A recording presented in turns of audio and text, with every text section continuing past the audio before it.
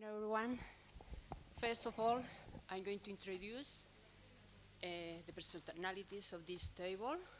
On the right is the Professor Javier Pérez Trujillo, leader chef for Una.Resin project. Next to me, Ana Cremades, General Director of Research and Technology Innovation of the Community of Madrid. And I am Margarita San Andres, Vice Rector of Research and Transference in this University Complutense de Madrid.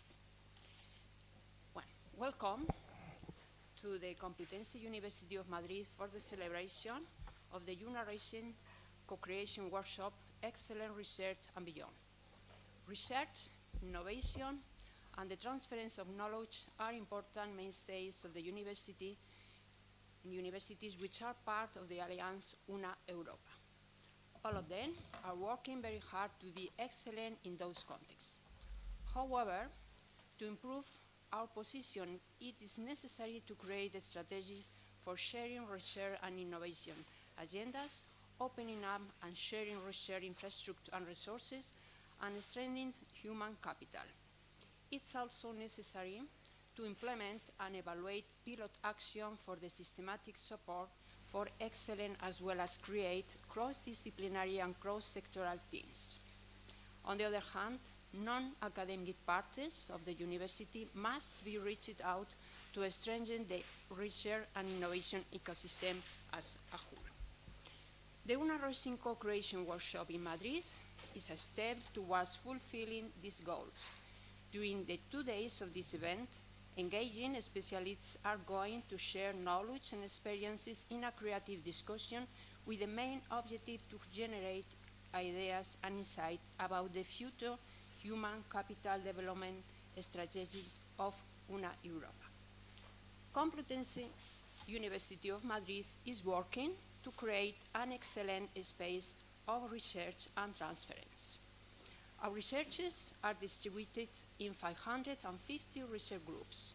96 are excellent, 261 are good, and 193 are acceptable. They are linked to faculties or to institutes of research. Through these groups, our university obtains research projects of national, regional, and European calls. In the last years, we have improved our participation in calls of private companies and foundations. We have different programs to incorporate human research resources, such as predoctoral and postdoctoral scholarships and contracts for scientific techniques activities. The majority of these activities are linked to research groups. It's also very important to research mobility of predoctoral and postdoctoral researchers and professors. We are paying special attention to the national program Ramón y Cajal and the regional program Talento. Both programs are focused on excellent young researchers who could interested in joining to our university. These are very competitive annual calls. Through these programs, the researchers have the possibility of incorporating to the academic career in this university. As support to our researchers, our university have 10 research assistance centers. These are made up of 2 unique scientific and technical infrastructures, ICTS, 5 research support centers with their corresponding units, and 3 platforms. These research assistance centers represent an essential part of the research structure of the university, improving the performance and profitability of the investment of the great scientific equipment. They are essential for the development of research programs in which UCM professors participate. And they are also provide scientific technical support to researchers from other public institutions or private companies. Our university has a strained relationship with the non-academic partners. Private companies and public administration contract the service of our researchers, and we have a catalogue of knowledge transfer that includes capabilities and results from research groups at UCM, as well as the patents and utility models available. This catalog is divided in the next areas: science and engineering, health science, social science and law, arts and humanities, and also we have a catalog of patents, models, and trademarks. Finally, I have to stand out the participation of our researchers in science dissemination activities, aimed at the general public and with the aim of bringing science closer to society. I hoped that our experience was useful for the rest of Una.Resin partners. And I am sure that during these 2 days, participants will find proposals so that interdisciplinarity was a reality and the links with the society and non-academic partners improve. Thanks a lot for your experience, for your presence, and welcome to Madrid, welcome to this university, and welcome to this faculty. Thank you very much.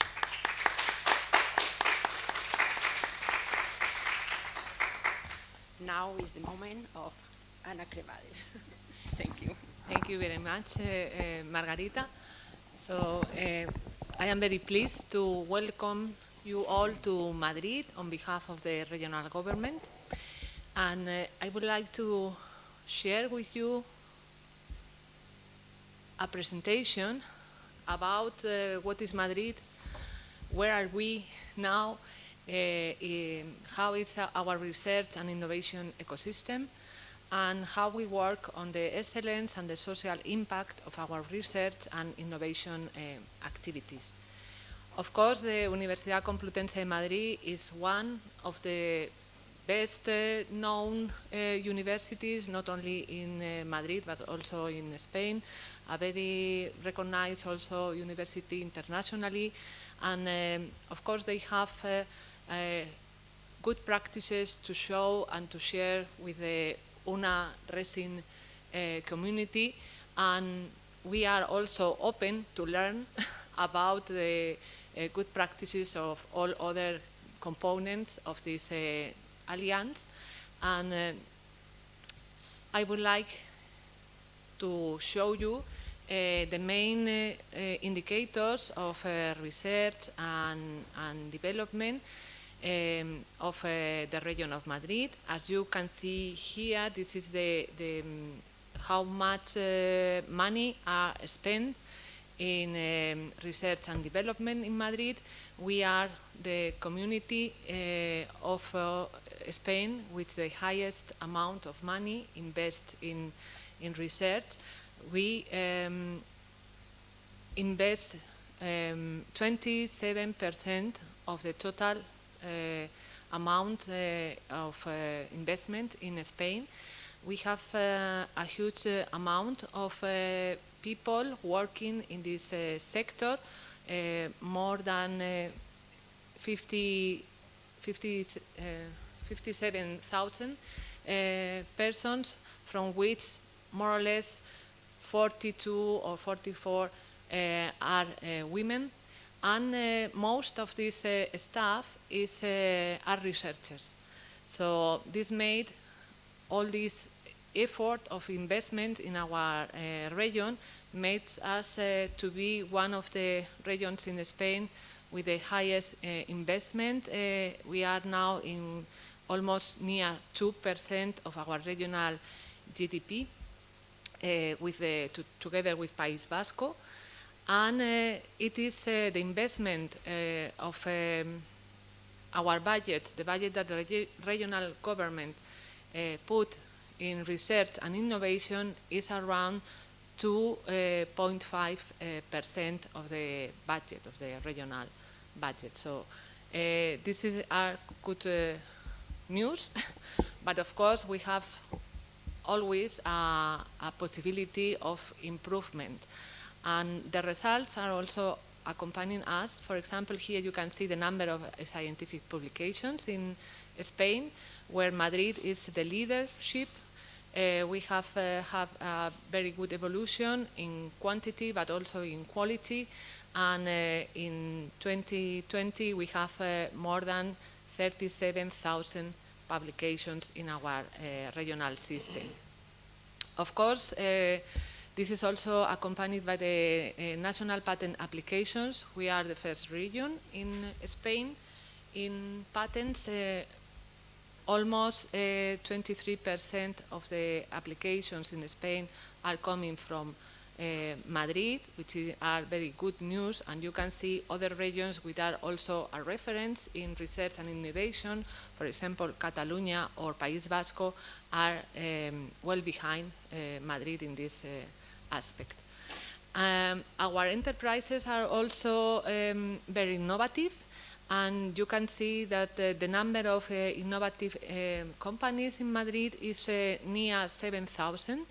We are in the second place behind Catalonia, but when we look which is the investment in innovation that our enterprises, our companies are putting in, we can see that they have more than 6,000 million euros in this year, and we are really on the top. And Catalonia is with more companies than Madrid is behind País Vasco too. So we have a very innovative region, and nowadays the innovation, the startups are growing in our ecosystem, the spin-off, and this is also because we have a very powerful research ecosystem. So the knowledge generation is very, very valuable in our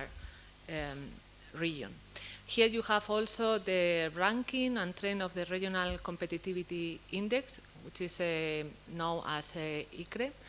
And we also have the first place in this, and which is very nice to see is that you can see all these green triangles here that are an indication that it is increasing in the whole Spain. So Spain nowadays are really making an effort to be more innovative and to be more competitive and to integrate the research and the necessities of our society.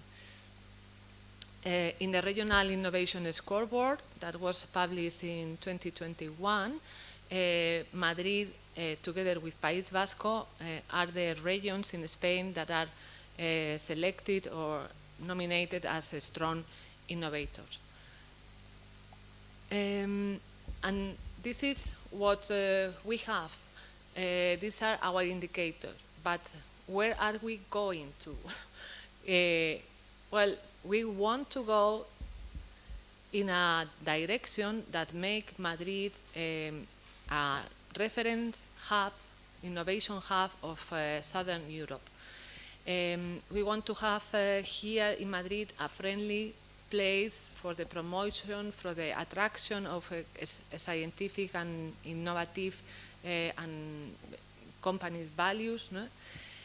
We would like to be a leadership in the generation and valorization of cutting-edge scientific and technological knowledge. We want to work in deep tech, because this is, I think, one of our more powerful tools, because we have this generation of knowledge in our universities and research centers, and we want to do it together with all the agents and stakeholders committed to create quality employment and to be an improvement, or to have an improvement in the well-being and the future of our citizens. Of course, we want to do this in a competitive way, with a digital transformation, respectful with our sustainability, and having advanced services and creating new businesses like startups or spin-off. This is the innovation hub that we would like to build, and we have the capabilities, and I think that we are already a hub, one of the 5 largest entrepreneurship centers in Europe. We have a very powerful and international relevant knowledge generation system with our academy. We have more than 130 incubators, co-workings, venture builders, and so on.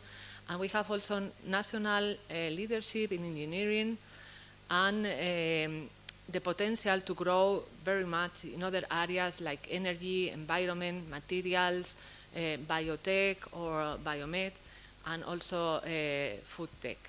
So we have one of the largest aerospace clusters and defense sectors in Europe too, and we are leader in the creation of companies in the communication systems.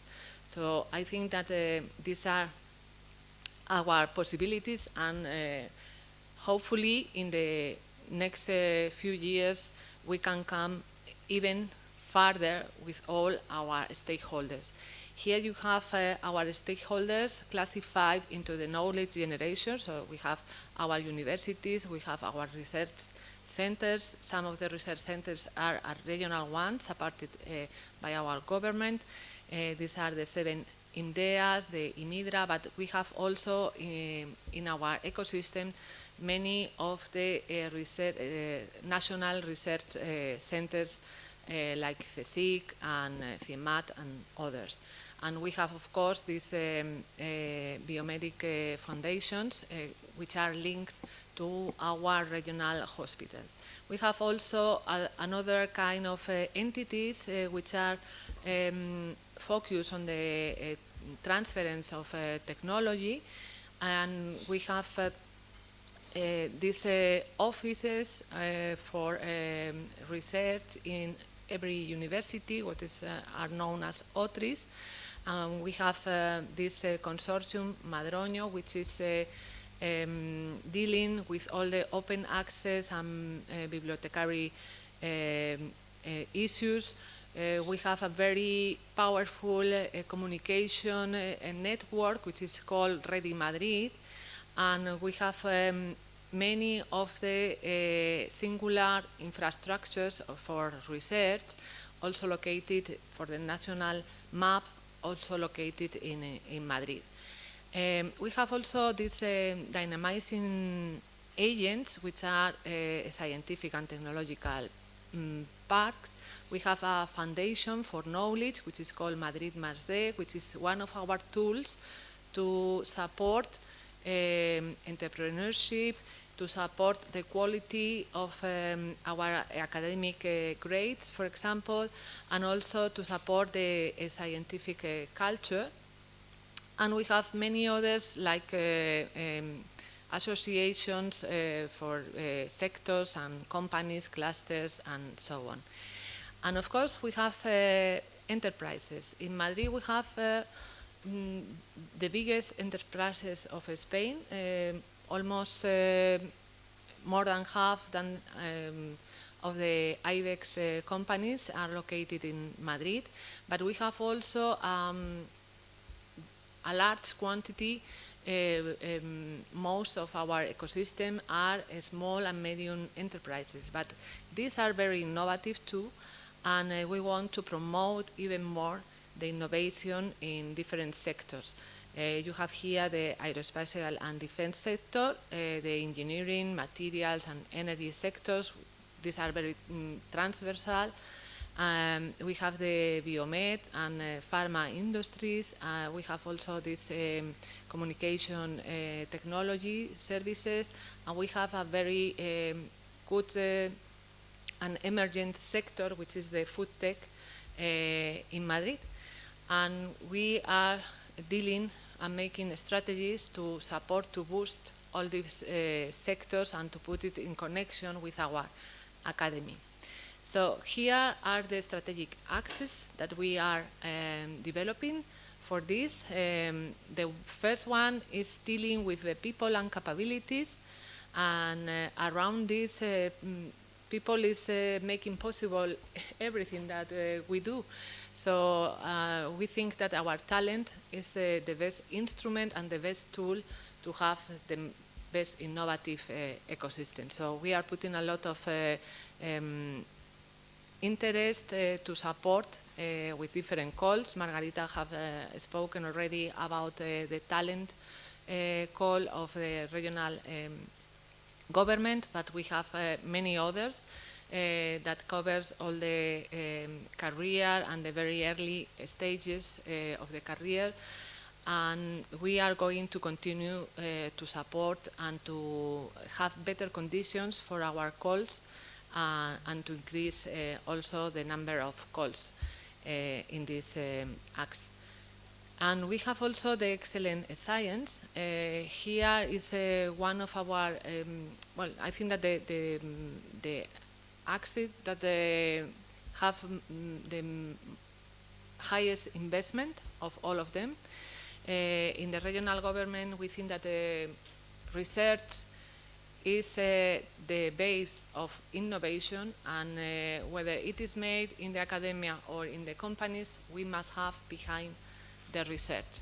And we are supporting a lot of new projects. Of course, we have traditional calls, which are usually made in consortia, because we want to have this synergy with all the academy and also with companies. But we have boosted many other calls in this year, which are totally new, and we have, I think that we are going to improve very much the return of research of our region.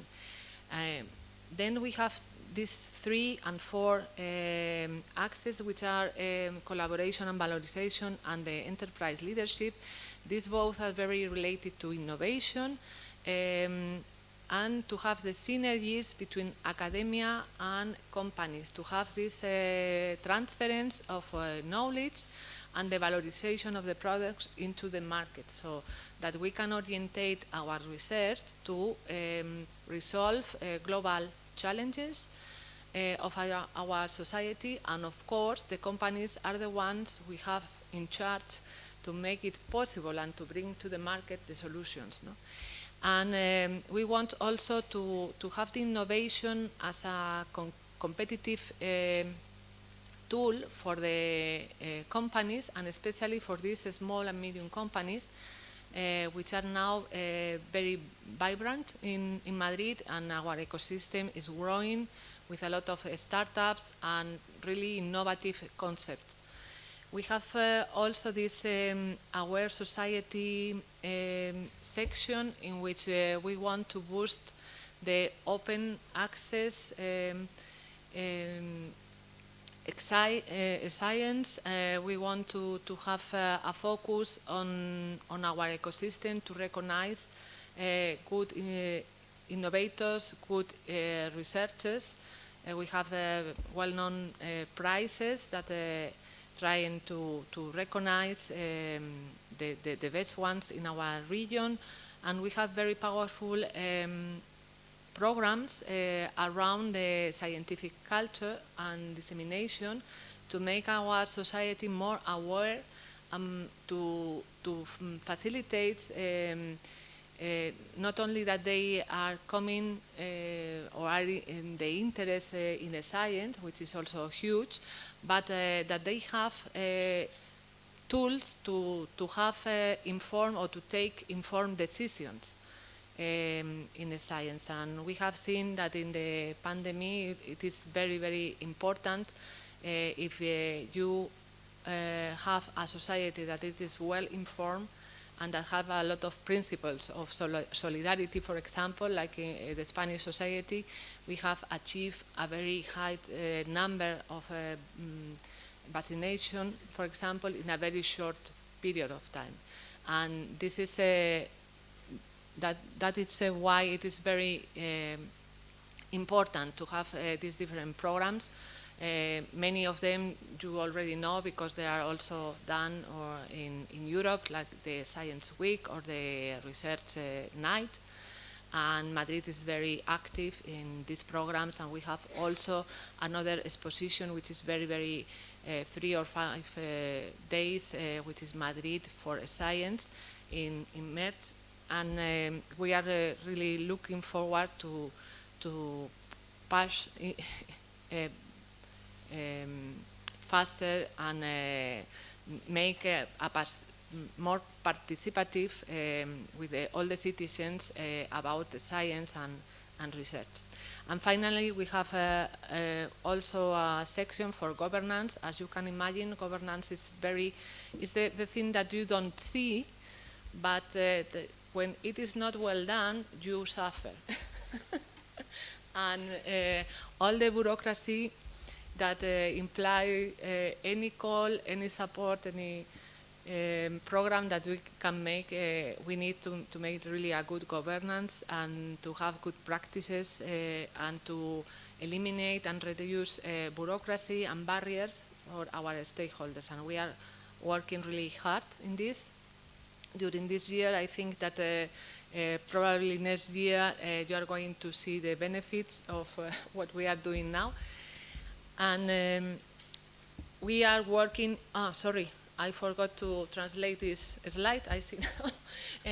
We are working in 6 different areas. We are very focused on the science and technology. 5 of these areas are communication and digital transformation, key advanced technologies, ecological or transition, One Health and biotech and agro-food. But we have also a very important area which are human and social processes, because nowadays everything should be treated as a whole. And of course we need to have some areas, but these areas are sometimes the frontiers between them are really blurred. And I think that the synergies and the collaboration that we are making possible through different calls between areas are very important too. So we are focusing our strategies. The first one is this smart specialization strategy, taking into attention all the stakeholders, business, research and education, the civil society, and of course public administration, with the aim of having new opportunities and of having quality jobs, local economic growth, and fair industrial transition, and improving the life quality of all the citizens, not only in Madrid. Our challenges are now global, so we want to be a tractor region of Spain, of course, but also to have an effect in Europe.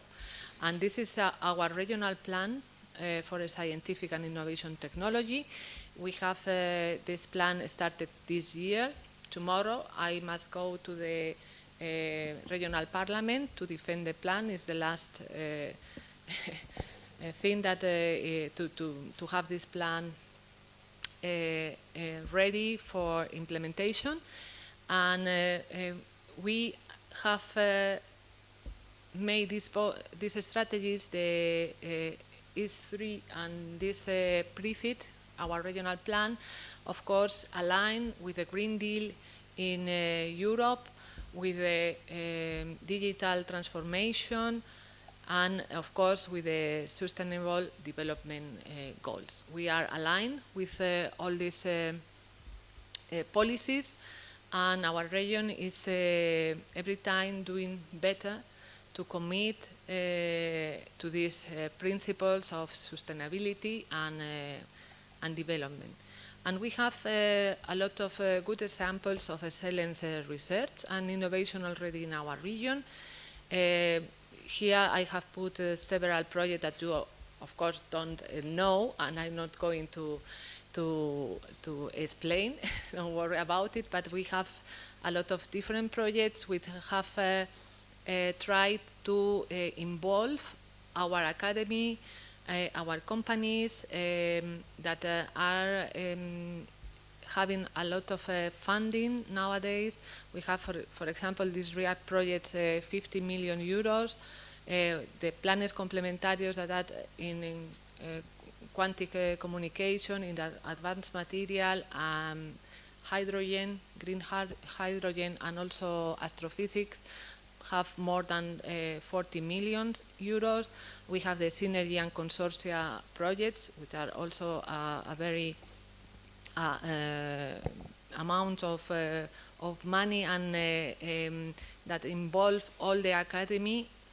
And we have also these innovation projects that are incubators, or like the Health Start, that are taking to the market initiative of our regional hospitals, or the Sdgs, which is the incubator of the European Space Agency, that it is coordinated by the regional government and have a lot of success also. And we have new projects we are just presented or are going to be implemented, like this Madrid Kilometer Zero, which is regarding innovation and startups, and it is to have not only funding for this startup, but also training, informal networking, and many other possibilities. Also training of students for innovation and so on. The Digital Innovation Hub that we have obtained 2 weeks ago from the European Commission, also to put into practice the digital transformation for our small and medium enterprises, which is very, very important to have these services. And we have this partnership regional for regional innovation. This is a pilot project in the European community. We have been included also last week, so it's very recent, everything. And of course, this European Entrepreneurship Network, which is also coordinated in the Foundation Madrid +D. And all of them are good examples, good practices made by our academy and companies with the funding of the regional government. So welcome again to Madrid, and I hope that you have a fruitful event and that you can bring a lot of synergies together, and you have the Complutense University, which is one of our best universities in Spain, and I think that we have a platform to learn and to grow together, and hopefully this will have an impact also in our ecosystem. So thank you very much.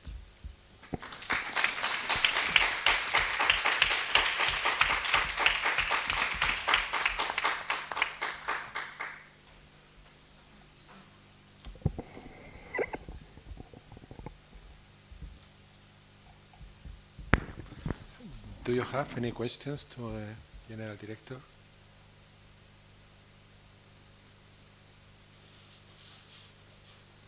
Well, espera. Hay aquí.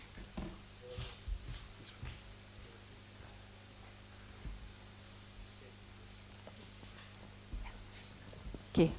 Thank you very much. I am Fabian Perliner from Paris. Our university is on human sciences. So my question is, what sort of innovation and excellence do you promote in these fields of human sciences? And you said that it is a big part of your project and your university. So it's my question. Well, yes, we have several calls for humanities and social science, and we have a lot of different concepts and fields in which they can develop innovation. For example, I can tell you last week we have another initiative with the leadership of the Complutense University about digital humanities, that it is going to be implemented together with all 6 public universities in Madrid. And we are supporting very, very different things. Some of them have to do with this digitalization, but others are more the classical studies, which are also necessary to boost other fields. So I can give you more detail if you are interested of which are the projects that are funded with our calls, but there are very, very wide variety of areas. But of course, one thing also which is very important is how all the human, this is why we call this human and social processes, because when you are introducing new technologies in the society, you have always an effect. And some of the studies of which are the effects in social, in employment, economic, and so on, are the goals of these studies. And of course, for example, there are also of new studies about the consequences of the pandemic from the social areas too. So there are very, very wide projects. Thank you.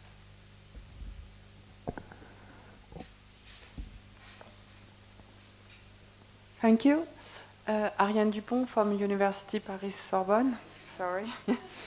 I'm also Vice Rector in charge of societal responsibility. I have a question of curiosity.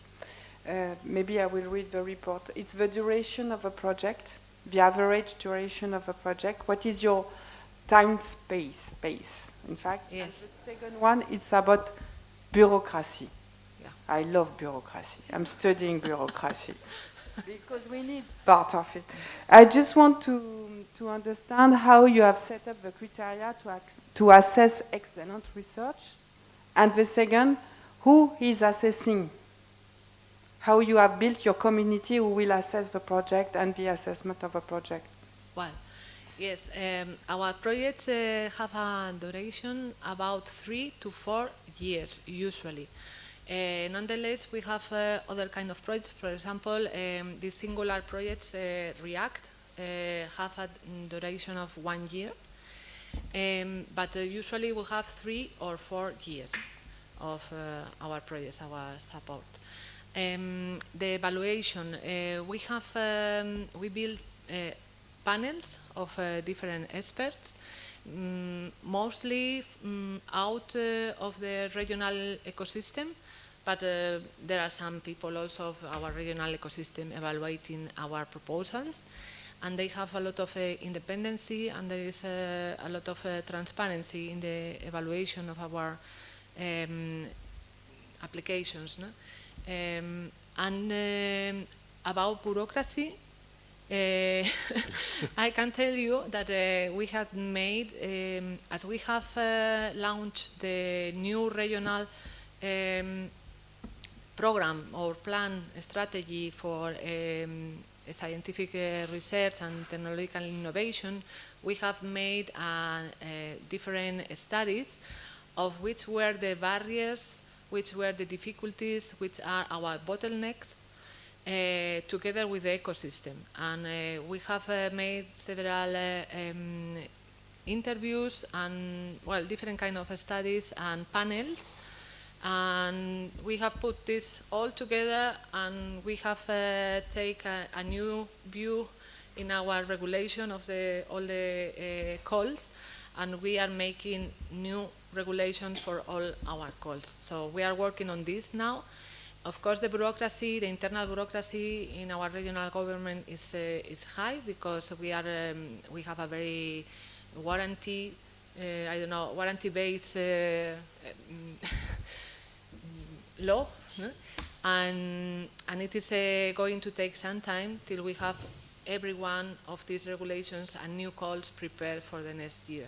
But we are making a lot of effort, and we are reducing a lot of things. For example, regarding research, the bureaucracy is huge, but somehow the academy and public administration is used to it, and they know how to manage. So we are improving this too. But our biggest concern were of our calls when they are directed to small enterprises which are preoccupied to pay the salaries and not to have this huge bureaucracy. Sometimes they are not coming to our calls because they are scared of what it is coming upon us. And we have reduced a lot of barriers. For example, for these calls, we are reducing the number of papers, documents that are going to be presented, so that they need only to present the minimum ones that are required per law, only if we grant or we award the application. If not, we are going to make the evaluation without this paperwork done. So only if you are awarded, then you have to do the paperwork, for example. Or we are reducing other kind of things. For example, the financial warranty that are taken from these enterprises. We are going to eliminate this, the need of this financial endorsement, so that the risks are taken by our regional government. So we are working very hard in the conditions, in making better conditions for our calls, increasing salaries, for example, in the calls of for personnel, for staff, but also making better conditions for the execution of the programs and the justification also.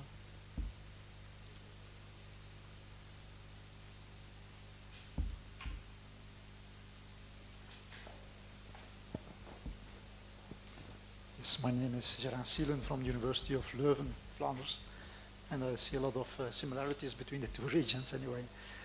So thank you for this presentation. But my question is about the detail. I saw on one of the pictures that you mentioned that making Europe stronger in the world was classified as one of the SDGs. So I guess it's not a real SDG, isn't it? I don't know what you are referring to. Which one? One of the pictures was making an overview of the SDGs. Huh? No? Did I see it wrong? The Sustainable Development Goals of the United Nations. Ah, okay, yes.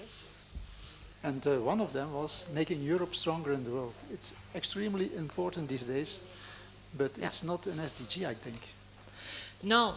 What you have seen is how the European Union classify these EDGs and put it, link it to their goals.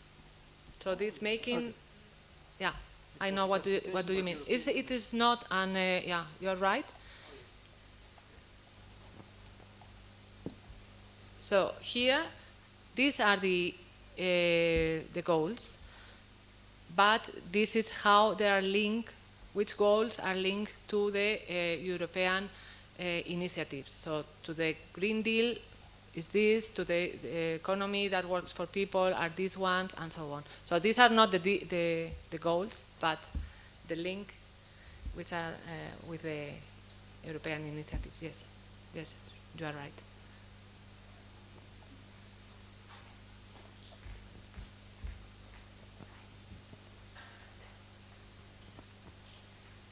Hi, Olivia Hale from the University of Edinburgh, and I'm interested in your research classification. You alluded to previously saying that you had statistics, a certain amount of research is excellent, a certain amount is good, a certain amount is satisfactory, and I just have a question of how that's calculated. What is excellent research versus good research? And I guess, is this rubric or is this framework used to classify the various definitions of research transferable? Yes. This is a classification which is made by an external agency of the university. All the research groups have to present documents in a specific format, and they have to present the number of researchers which are adscripts, who are adscripts in the research group, the projects, the main public papers, the different activities related with the dissemination of the researchers, and in only 4 pages, no? And this is evaluated for the, 6 pages, and this is evaluated for the Agencia Estatal de Investigación. And it's an external, completely external of the university.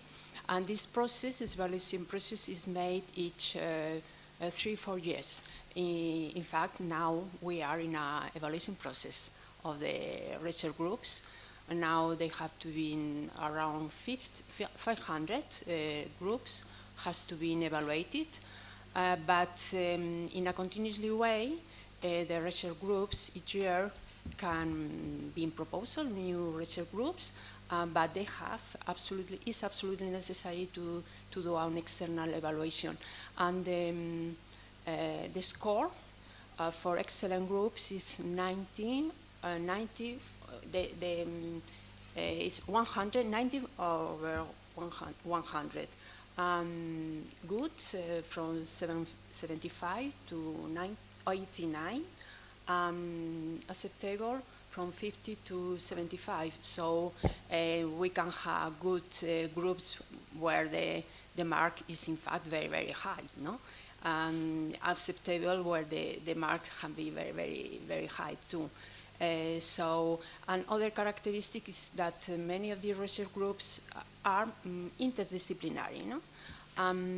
Now, because many young researchers, junior researchers are incorporated in our university, are improving the number and the category of these research groups, because these new researchers that are being linked to our university thanks to programs as Talento, for example, or Ramón y Cajal, they are research with a very high experience, and they are linking to other universities, to other research groups outside Spain, and that make very important synergies for these other research groups and to improve the qualification of these research groups.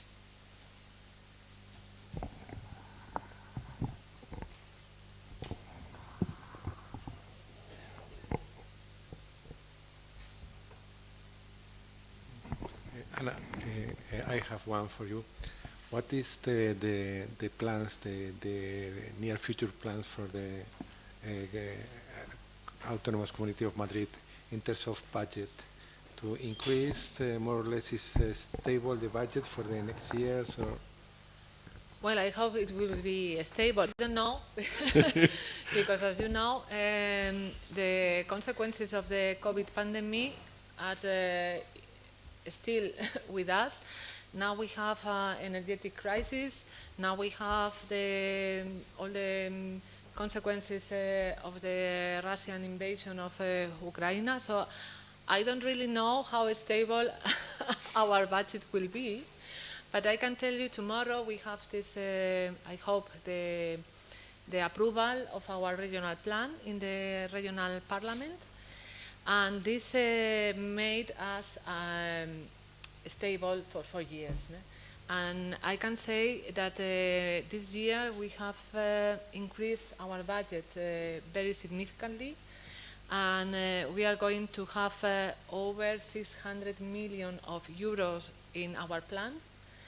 And this is only the budget of the things that we have working on when we were writing down the plan. So the plan was finalized last September, October, and we have already got new investment that are not inside this plan.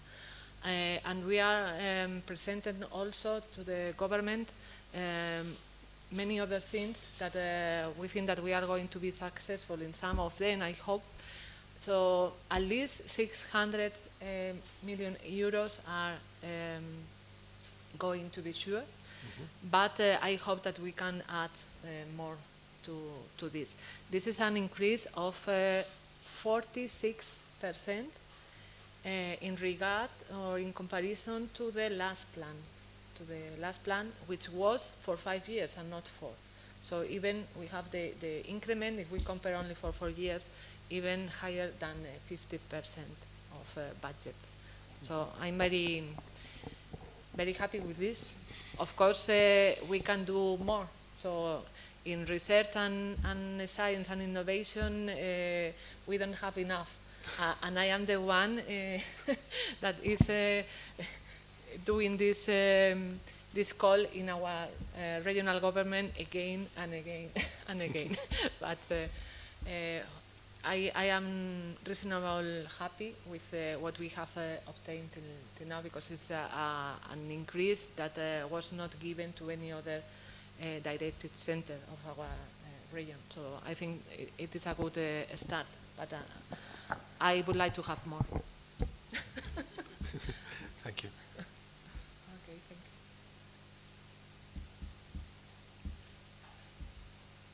you.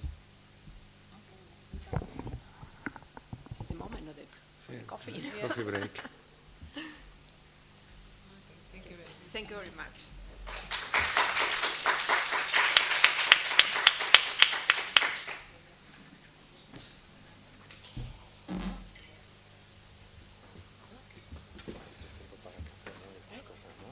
Bueno, no te creas que anda ahí corriendo, pero bueno. Sí, me quedo un poquito por favor.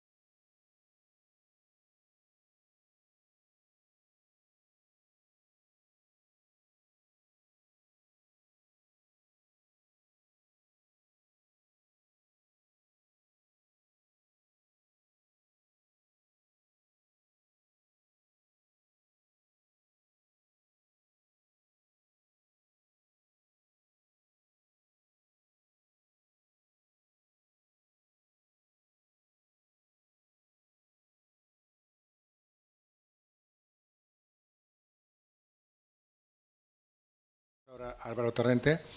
We will pass the microphone just to say who you are and which institution you represent, your interests and whatever else.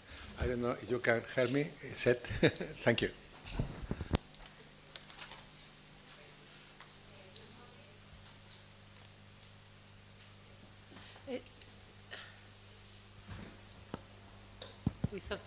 Good morning, everyone. I'm Merisel López Gallardo. I'm from the University Complutense of Madrid, and I am the assistant of the Vice Rector of Research and Transference. Welcome, everyone. Hi. Olivia Hale, I work for the University of Edinburgh, and I'm a Knowledge Exchange and Innovation Officer for Edinburgh College of Art. Hello, I'm Roisin McKelvey. I also work for the University of Edinburgh as Diversity and Inclusion Officer in the College of Science and Engineering.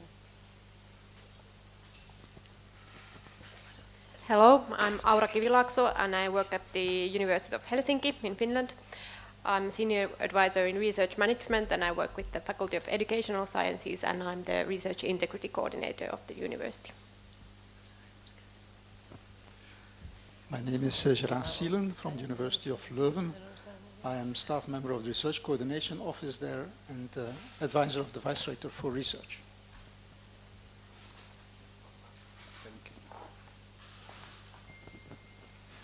Hello, my name is Andreas Elsasser. I'm from the Free University Berlin. My research area is biophysics and space sciences. Hello everyone, my name is Stefan Block. I'm also from Freie Universität in Berlin and my research field is molecular biophysics. So hello, my name is Magda. I'm from Jagiellonian University, Institute of Finances, Economics and Management, and in the project I've been working on interviews with directors and the research basis. So thank you and nice to see you all. Jerzy Rosiński, Jagiellonian University in Krakow also, and the same as Magda, we are psychologists with PhD in business management. Difference is maybe the professor degree in my case. And I was responsible for reporting previous part of Una.Resin project. Thank you. My name is Fabienne Perliner. I am from the University of Paris 1, Panthéon-Sorbonne. I am Vice-Rector for Europe in Paris 1 and member of the Board of Directors. My field is European law, public and European law. Hello, I'm Ariane Dupont. So I'm an economist working on sustainable and valuable mobility. So for many years I work with Transportes Canales Institute, Andres Manson and so on. And I'm also a historian of measurement, how you use numbers in policy design and assessment. And I'm vice rector in charge of sustainability and societal responsibility. Hello, everybody. My name is Patricia Allen. I'm from University of Bologna. I'm a research development management at the Social Science and Humanities Unit. Hello, everyone. My name is Ángeles Blanco from Complutense University of Madrid. I am professor in the Chemical Engineering and Materials Department, and I'm responsible here in the clusters of Open Science and Citizens. Hello, I'm Lucila Finkel, also from the Complutense University of Madrid. I'm a sociologist and I work in the field of sociology of higher education. And I'm also part with Ángeles in two clusters in open research or open science and citizens engagement. Thank you and welcome. Hello, my name is Laura Valkeasuo from the University of Helsinki, Finland. I'm a senior advisor at the support for research management working for the Faculty of Arts and also with the Vice Rector for Research in European issues. And I'm Seta Manfo from Edinburgh University, Project Manager for Una.Resin. Hello again, I'm Alicia Castillo from Complutense University. And in my case, my background is cultural heritage, humanities, as my colleague, the speaker for today. And I belong to the work package 3 of Una.Resin, and at the same time, a member of infrastructure, the second work package, I think.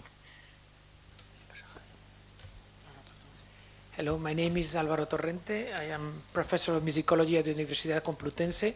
I'm not working in the project Una Europa, but I have already been involved in some meetings. So I have, in fact, I gave a presentation nearly 4 years ago in Sorbonne Pantheon in a meeting of the consortium. My name is Francisco Javier Pérez. I am from the Chemical Engineering and Materials Department in the Division of Materials, and I am the academic leader of Una.Resin.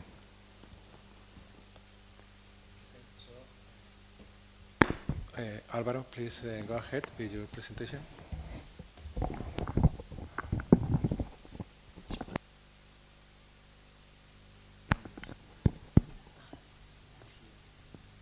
Can you hear me? Or I have the text here. No, I want to have my hands free. Okay, well, I want to start thanking my university for inviting me. It's a big honor to represent the Universidad Complutense in this meeting of colleagues from the consortium Una Europa, and particularly to give visibility to the humanities and the research in humanities that we are undertaking in the Complutense. Thank you, Alicia and Javier, for the invitation, and also to the Vice Rector. And, okay, I start. In a seminal article published in 1992, the musicologist Don Randall, who a few years later would become the 12th president of the University of Chicago, presented the principles of what he ironically called the musicological toolbox, the research tools and conventions in the field that ensure familiarity and consistency and keep the purity of the discipline to avoid any deviation from the academic canon. Like a computer interface, the primary function of the musicological toolbox is, and I quote, to help to reduce the time and effort required to produce a scholarly product, as well as to preserve the inherited rules, the look and feel, and the focus of our academic production. The rise of different approaches to the study of music, be them ethnomusicology, critical musicology, or computational musicology, was more the result of a change in the methodology than a change in the object of inquiry. In other words, it was a switch of the toolbox, a transformation of the look and feel. A very good example that anyone will easily grasp is the spectacular rise of the use of latex to write academic papers, as it is becoming compulsory in many fields and areas of research. If you don't write your paper in latex, your paper won't look and feel adequate. The maturity of any branch of knowledge is confirmed precisely by the establishment of its own toolbox, involving its own societies, conferences, journals, jargons, degrees, prejudices, and jobs. To a great extent, disciplines are a matter of power, a means to administrate the limited resources available in academia, as already observed by Bourdieu. Nevertheless, it is fair to acknowledge that new methodologies normally result in the enrichment of knowledge, and this should be our main goal as academic. But it is also true that when working in isolation within the scope of our restricted academic environment, the fruit of our investigation has obvious limitations. The rise of interdisciplinarity in the late 20th century derived from the awareness of the constraints of isolated knowledge. If separate disciplines need to join forces to grow, this is even truer within the disciplines themselves, the branches of which, at least in theory, investigate the same object.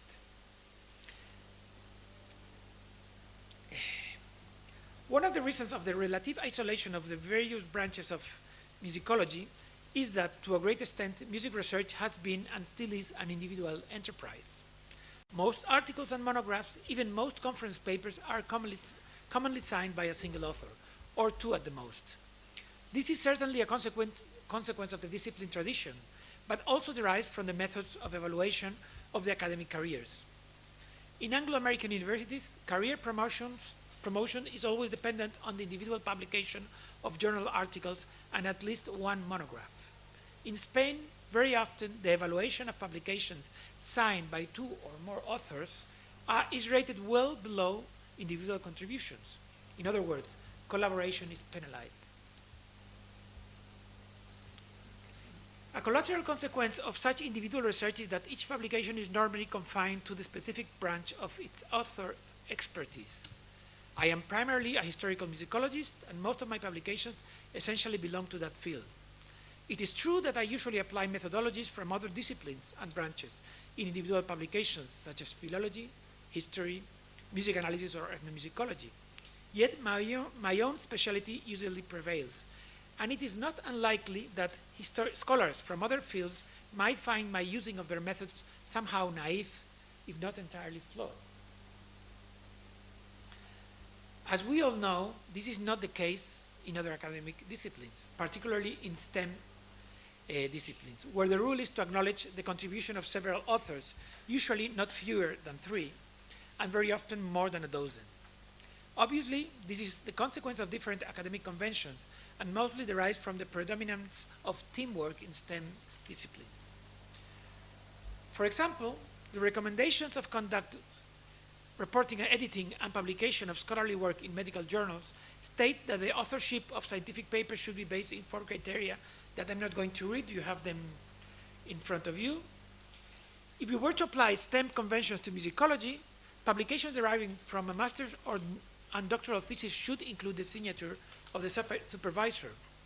However, no academic musicologist would dare to do so under the risk of being accused of appropriation of their students' work.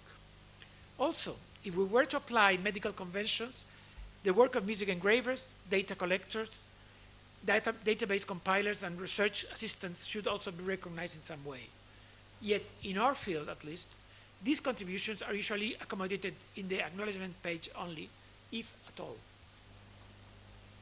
Beyond traditions, conventions, and concepts of authorship, the prevalence of individual isolated research in certain disciplines is also the aftermath of funding schemes.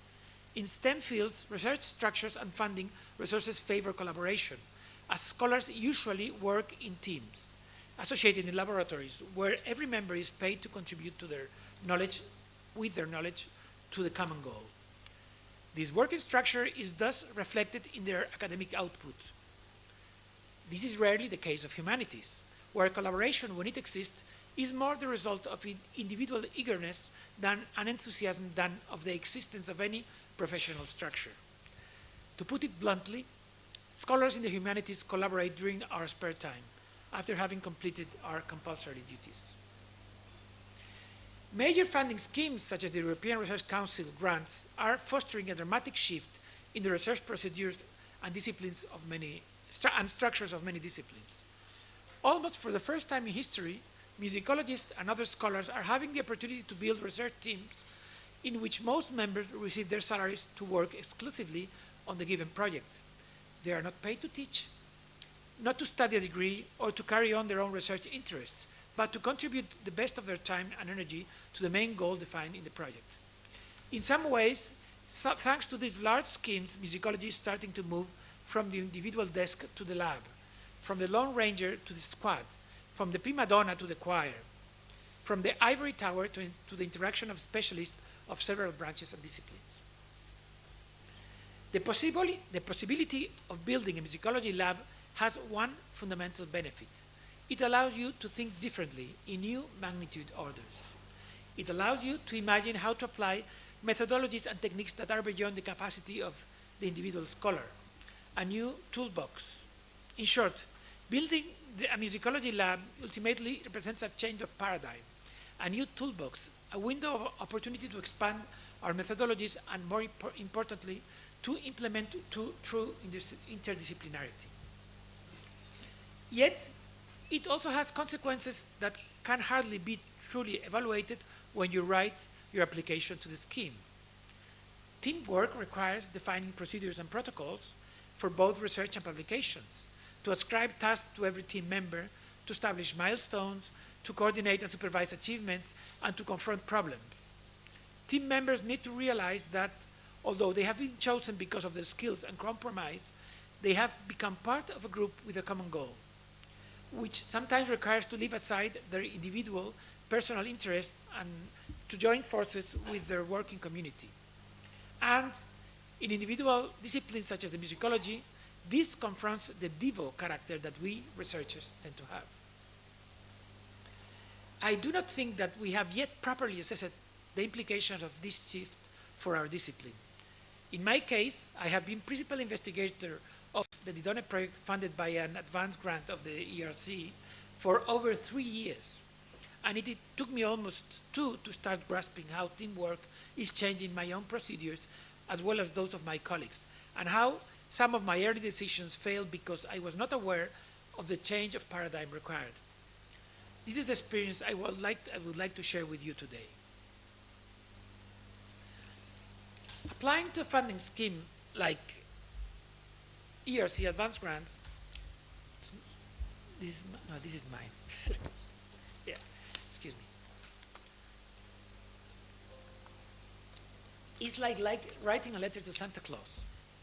You're invited to imagine, to request everything you have been longing for, to assemble a true dream team to work with you. In academia, this starts with the declaration of the primary research question. In my case, everything began with a question that had been in the back of my mind since I started to study music some 40 years ago. How are emotions expressed through music? Please note that the question does not refer to the psychological dimension of music. So how is music perceived, or how music moves emotions in the listener?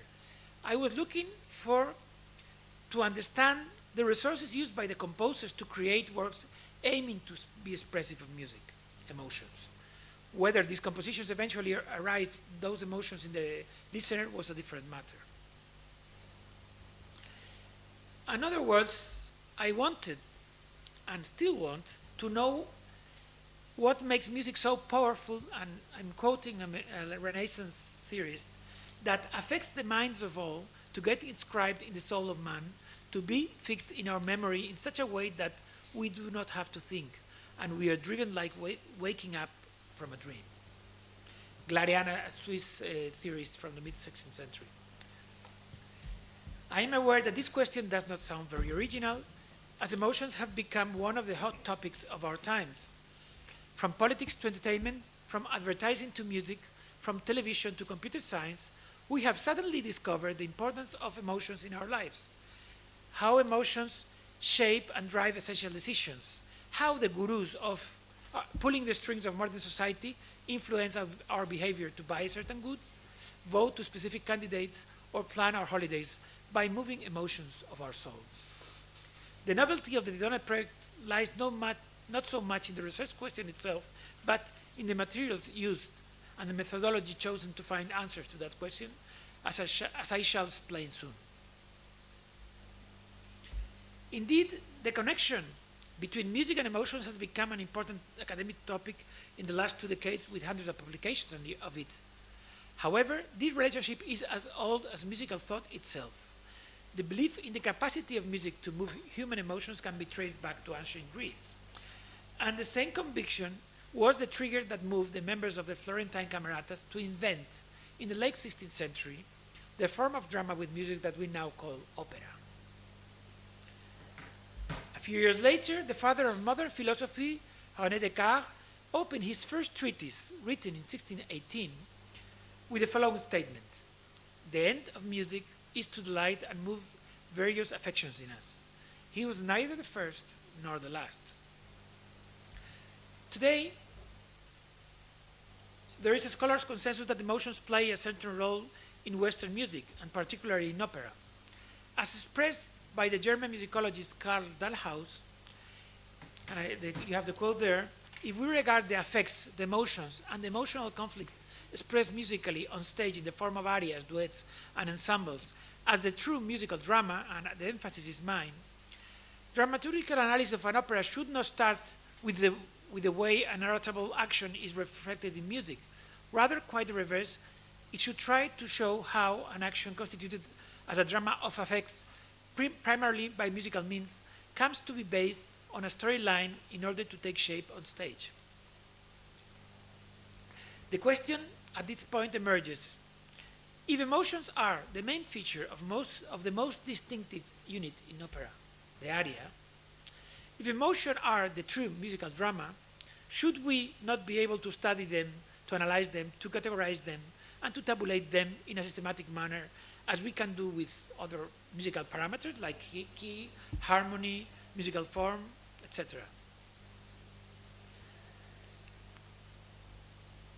How can we discuss the meaning and function of operatic aria?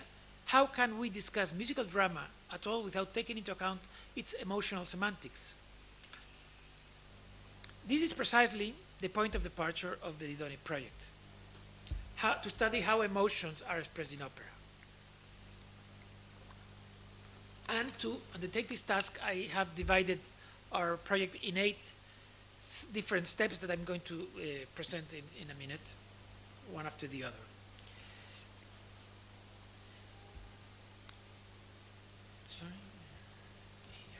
First is select a corpus. One of the main novelties of the Didoni project is that we do not depart from any existing musical corpus, as most people who work on music do, either audio recording or musical notation. On the contrary, we have identified a historical body of music that we believe to be expressive of emotions, a collection that is only available in manuscripts disseminated in dozens of libraries and archives around the world, most of them in Europe, by the way. Italian 18th century opera. During the 18th century, Italian opera became one of the most widespread musical genres in Europe, performed in almost every country with a particular exception in France, where its own operatic tradition was dominant. Opera structure and aria form were relatively stable during most of the 18th century. Operas consisted of an alternation of recitatives and arias, while choruses, duets, and ensembles were seldom used. The action takes place during the recitatives, while arias are closed, self-contained, and independent musical units that suspend the dramatic time to express, in the form of a monologue, the emotions experimented by the characters on stage. Most aria poems have 2 stanzas, each one set to different music, and the first part usually repeated after the second. In short, most arias have a tripartite form where the third section is a repetition or variant of the first. It's a form A, B, A. That means that we have, in a long period of several decades, certain units that are relatively similar, and we can compare them.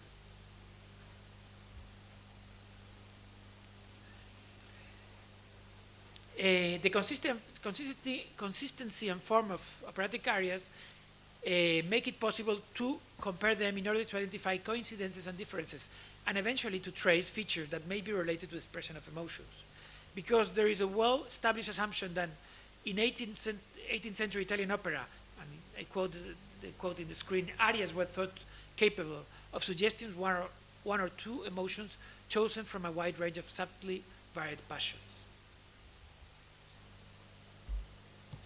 The chart you have in the screen represents the number of new operas composed in each decade in the 18th century in Italian. So it's only Italian operas. You can see that from 1700 to 1790s, the number of aria operas composed every year increased significantly. And then there was a decline, especially in the 18th century, probably affected by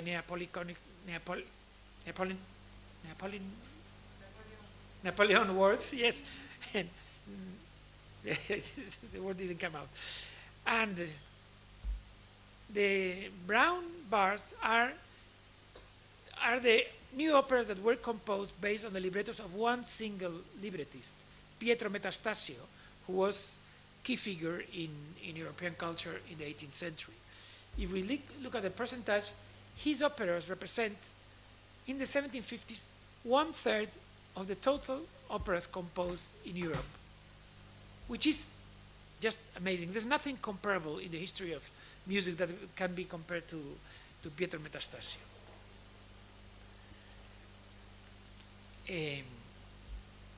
This video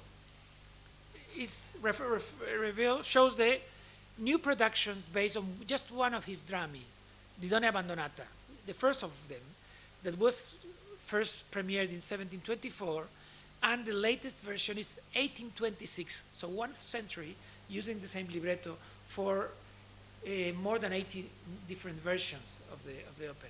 You can see that with the exception of France, only at the end of the period, the one version was performed in France, or a couple of them, but you can see that it goes through the whole of Europe.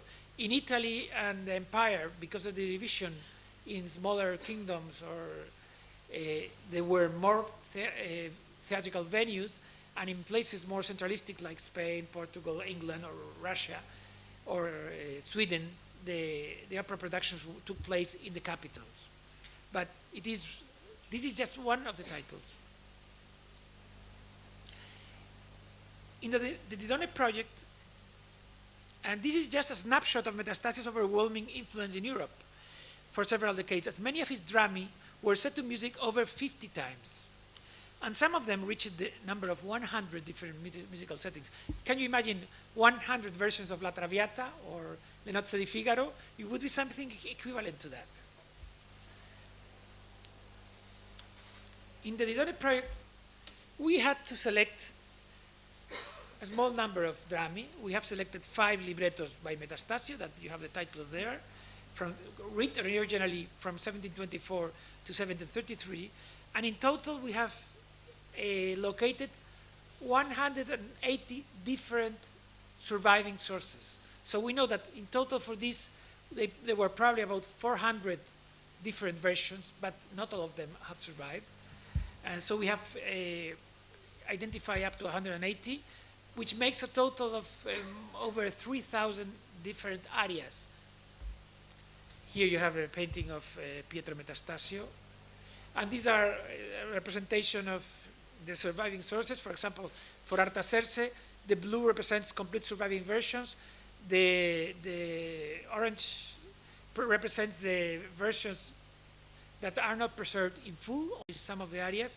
The gray ones are lost versions.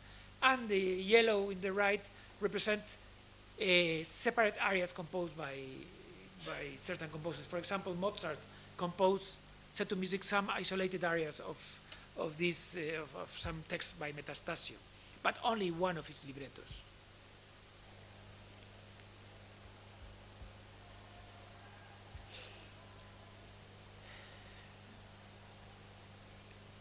The advantage of this corpus is that we can easily compare the different versions of the same arias, composed for the same characters in the same dramatic circumstances. So it's not as subjective as comparing one quartet or one concerto with another. We have action, we have emotions expressed in the drama, and if we have 45 versions of the same aria, that means that we really can compare the same arias. The second step, and it has been quite a challenge, was to define a conceptual framework and taxonomy for human emotions. There is no academic consensus, even within the realm of psychology, physiology, or neuroscience, on the very concept of emotion, on its categories, dynamics, and signification. As the psychologist Robert Plotchik put it 2 decades ago, almost everyone agrees that the study of emotion is one of the most confused and still open chapters in the history of psychology. The obvious reason is that emotions are not clear and distinct objects that can be identified, measured, described, and compared. Emotions cannot even be observed. We know of their existence indirectly through the reflection on the body, like heart pulse, face color, breath, muscular tension, face gesture, or neural stimulation, through individual behavior or through verbal description. Any attempt to describe emotion is biased by their subjective character and by the absence of shared and accepted scientific language. For this reason, and after a thorough revision of historical modern theories of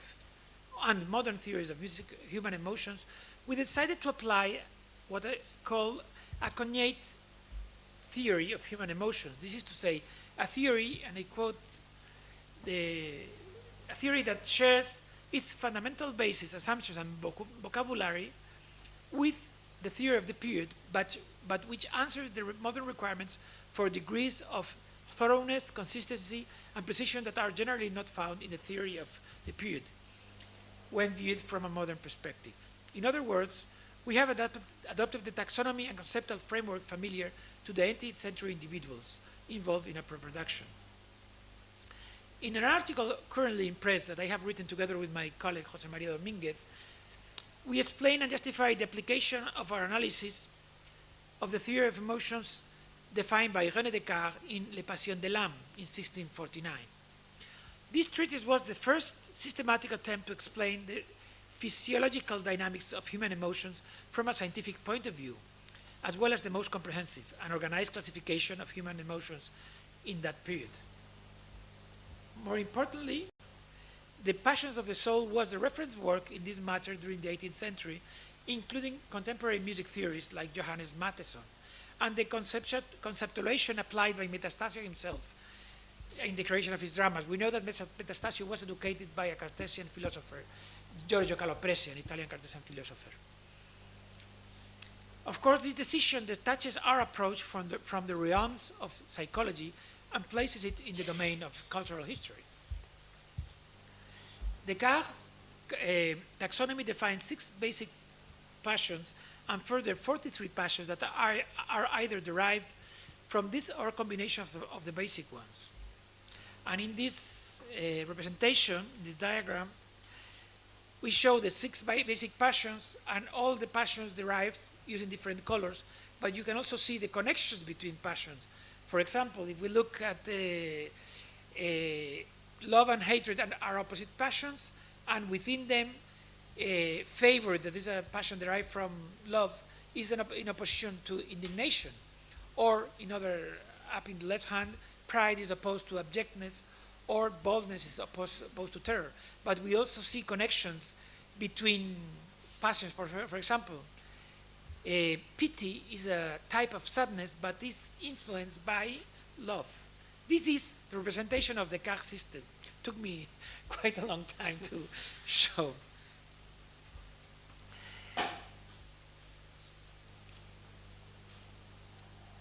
I'm not going to enter more into this, but if you want to make questions later, I'm open to it. The third issue is to define a method to classify the musical works by emotion expressed. Most experiments to classify music emotionally are based on the opinion expressed by groups of listeners. So they play music to a group of listeners, and they ask them what emotion that moves into them. Of course, that may work for some kinds of research, but not for us, because we are not interested in what the listener experiments. We are interested in what is the emotion that is aimed to be expressed in the music. And also, we are convinced that the experience of a modern listener is completely different to the experience that could have a listener in the 18th century. For this reason, we need to pursue a different path. The advantage of operatic arias, and I said that already, is that they are not abstract pieces of music, but they have a poetic text sung by well-defined characters whose personal circumstances are clearly explained in the dramatic text and occur within specific points in the development of the plot. All the elements of the drama, from characters to an action to the words they use, are like a magic torch that illuminates the emotional semantics of an aria. So what we do to classify the arias by the emotion expressed is that we do a thorough analysis following the 6 steps represented in the screen that includes the constellation of characters, the relationship between them, the factor very important in opera is the concealment of identity and what implications that has, and the addressee of the arias or the actual words in the aria itself. And the combined analysis of that allows to make a systematic classification.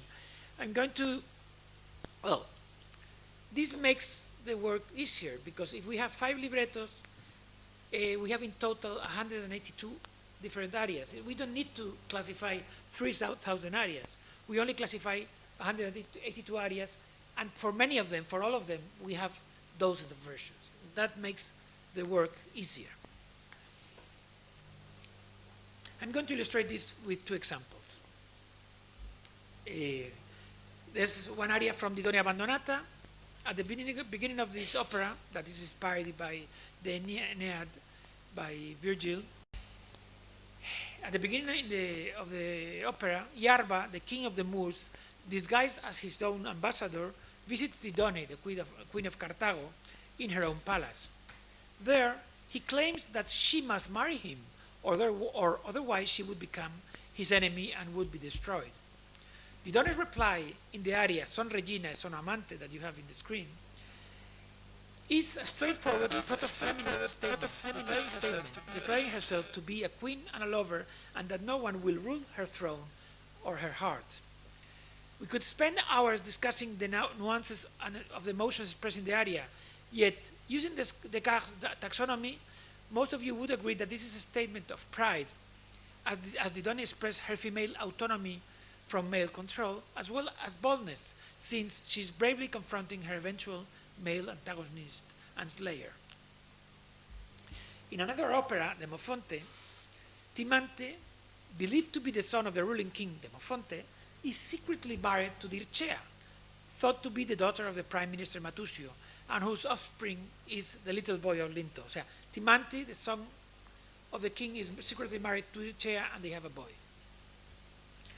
At the beginning of the third act, Timante finds out that Dircea is, in truth, Demofonte's daughter, implying that he has unconsciously committed the most terrible of all sins, incest, as he has married his own sister and is the father of his own nephew.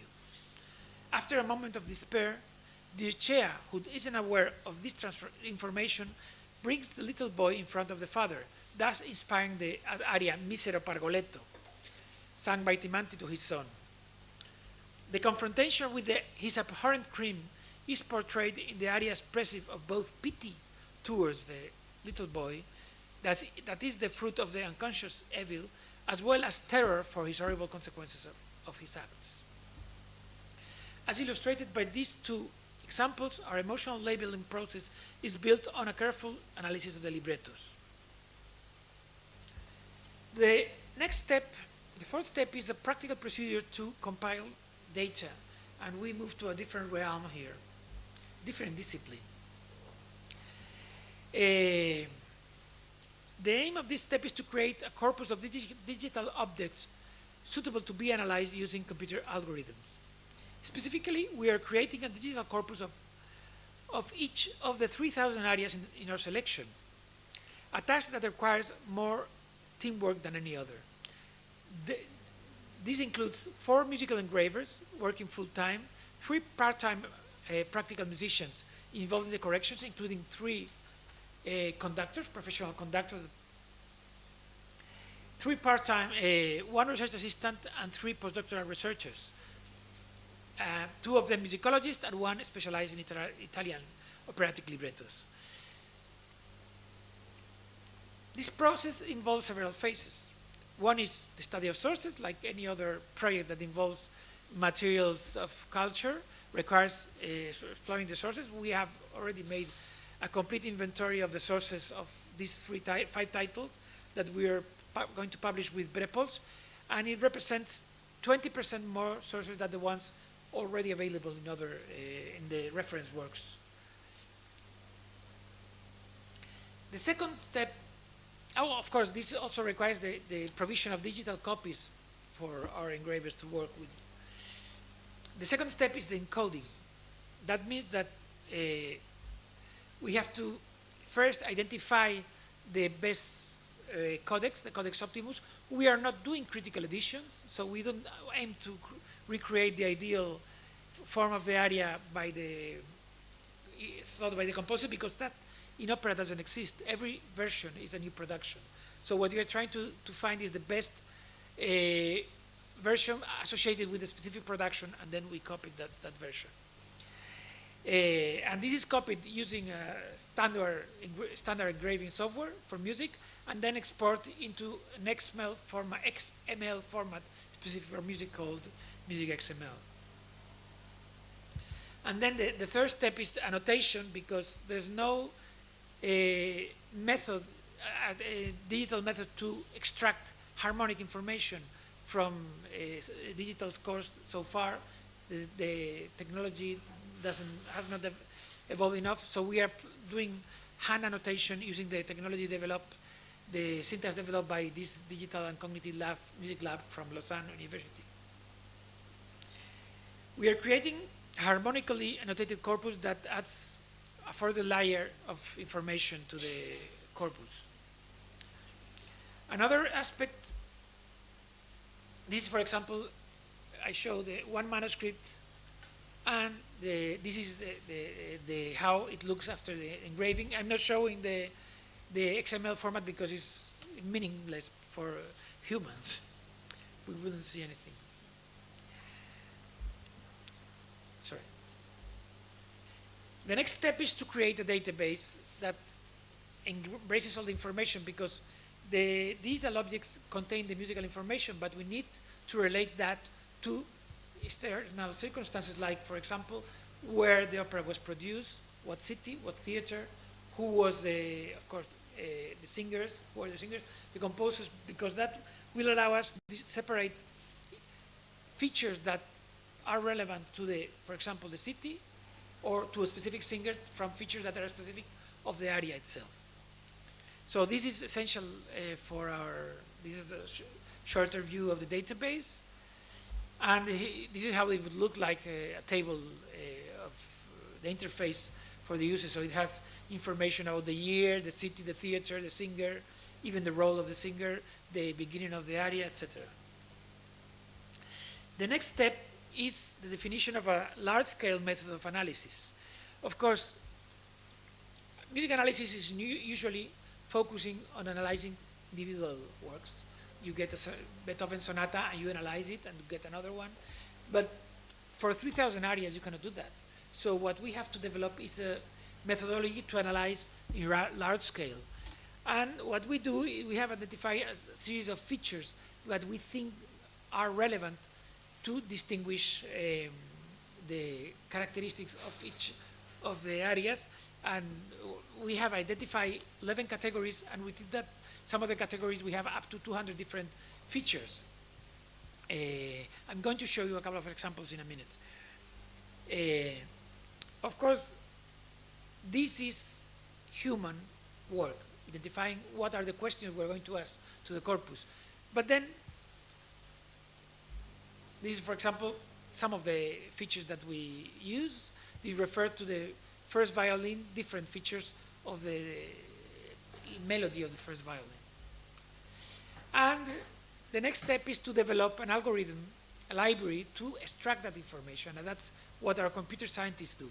They have been working on a music library developed in Python that extracts from the XML files the information and compile that information in a massive data frame, which has thousands of columns and one line, one row per area.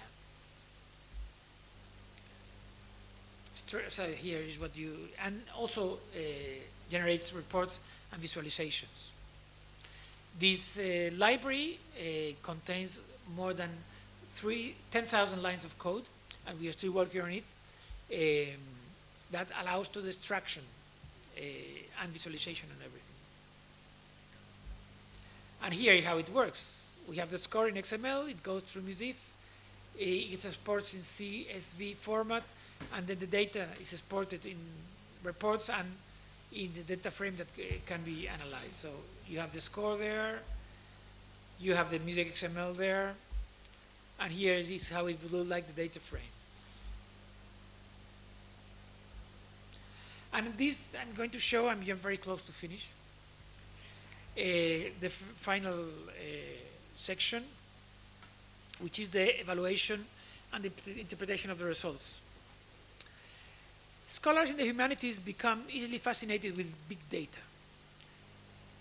The development of solutions to analyze data massively and reach relevant conclusions. And the tools discussed so far have already produced interesting results. I will show one example, which is related to one of the features we are using. One of the key features explored by the library is what we call the intervallic mean. This is to say the absolute mean of all the intervals performed by one instrument or one voice in each of the areas. We reach this parameter by giving the value of 1 to a step of half tone, and to 2 for a tone, and so on. So an octave will be value 12. So if this voice sings an octave, it will be 12. It sings half a tone, it will be 1. And we make the average of that. Of course, we know by experience that certain expression of emotions tend to use shorter intervals, and other emotions tend to use larger intervals. So we then find the average of the use in different grouping. For example, you see that the average for all the voices in all our corpus is little below 2.5. But for female voices, it's a bit smaller, it's below 2.4, whereas for male voices, it's above 2.5. So we already find a difference in the intervallic mean between gender. And here, the next, you have different characters in 2 of the opera titles that we're working on. And it's interesting to see that Yarba, which is an archetype of alpha male, has a larger intervallic mean than, for example, Didone or Selene, which are the female characters. Yeah, but interesting, in the last 4, Creusa, who is a female character, is a very peculiar character because she is a royal princess who is expected to marry a prince. And she has a very strong character, a very clear idea what she wants, and her intervallic mean is larger than Querinto, who is a male character but is a second heir. So he's educated not to become a prince but to become a segundón, as we say in Spain. Here is the intervallic mean by emotion. Of course, we can identify a difference in the corpus, but the difference is not always relevant. We find that in the left, mockery has a very low intervallic mean, which is very surprising for me, but in the other stream, anger has a larger than other. So we identify that at least for anger, the intervallic mean is a relevant feature, but not, for example, to distinguish between despair and hope, which are opposing. We might need to find other features that identify or differentiate hope and despair. And here you have the example of Dircea. She has 4 emotions. We have in her Arias: pity, hope, remorse, and astonishment. And pity has the lower intervallic mean, and astonishment has the largest. And this Estimante is her husband, secret husband, who has, in the same order of magnitude, different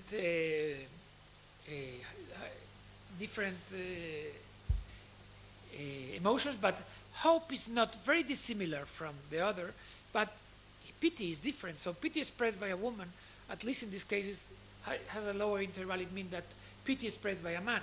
And interestingly, has in general larger intervallic mean than Dircea. Of course, we have many more features, and this is only one representation. This is another example comparing Dircea with Didone, 2 female characters, 2 protagonists, leading roles, prime donne.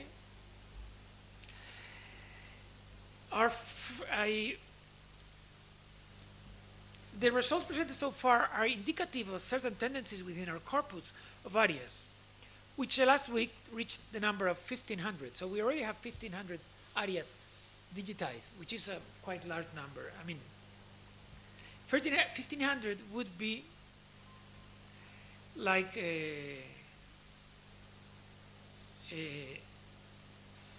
80 operas in total. Do you imagine? So it's quite a large figure. The future challenges imply going one step further, applying statistical analysis for the identification and automatic classification of arias. So we have in the team an expert in statistics, a professor of statistics from the Universidad Carlos III. The results obtained so far are still inconclusive, and they do not allow for automatic classification. And we need to refine our method of analysis in order to reach more relevant results. That's how scientific method works. I mean, you don't get results, but you refine, and we are hoping to get results before the end of the project in this particular aspect. However, the current statistical exploration helps to confirm the relevance of the voice, the vocal features in the characteristic of the arias, and the relatively low relevance of classical features such as harmony, key, meter, or scoring. This is already an important finding because music theory already since the 17th century claimed that the use of specific keys, D major, A major, D minor, the use of specific keys was one of the most important means to express specific emotions. This is, you can find it through the literature from Charpentier, even from Sarlino in the 16th century, but from Charpentier, in Matheson, in most important theorists in the 18th and 19th centuries, from the late 17th century. Our research presented already in the 2020 Congress of the American Musicological Society demonstrates that there is no empirical evidence to support this claim. Some people already doubted about it, but we have demonstrated that it cannot be proved. And let's conclude. I hope that this little promenade has illustrated the aims and procedures of the Didone project, and more importantly, the need for interdisciplinary work in the humanities. Choosing a complex cultural product as the main object of our investigation automatically implies going well beyond music. It requires understanding the poetic language, the dramaturgy, the social and political context, the contemporary codes and values, the production system, the technical resources, and the philosophical background of opera. In other words, we depart from a series of decisions grounded on historical evidence and influenced by cultural and philosophical concerns to search for answers through the application of music analysis, statistics, and algorithms to an encoded corpus of music. The process has implied transforming our musicological toolbox. If the comprehensive study of opera necessarily calls for interdisciplinarity, massive analysis of operatic areas requires going beyond one step further within the discipline of music itself, in an agreement between different branches of musical research. This could appear to be a simple task, but has certainly required a substantial dose of patience, compromise, and empathy to understand and apply the procedures and requirements of colleagues from other branches. The best example is our system to engrave arias. We call it the Arias Factory because it runs like an industrial process involving most of the team. It is a process in which each member must perform a specific task and register them using the app Trello in order to produce top quality encoded version. We have all learned a great deal in the course of how to work together, how to fulfill our individual tasks, how the final results depend on the contribution of every member, how to leave aside our personal inclination and needs to reach an agreement, and the needs to reach agreements and find solutions to each challenge. In short, we have started to define what we would call a musicology lab. I am using the plural because this procedure was not imposed upside down. Quite the opposite, it has been the result of the input of all members, and their invaluable contribution have helped to define and polish measures and methods.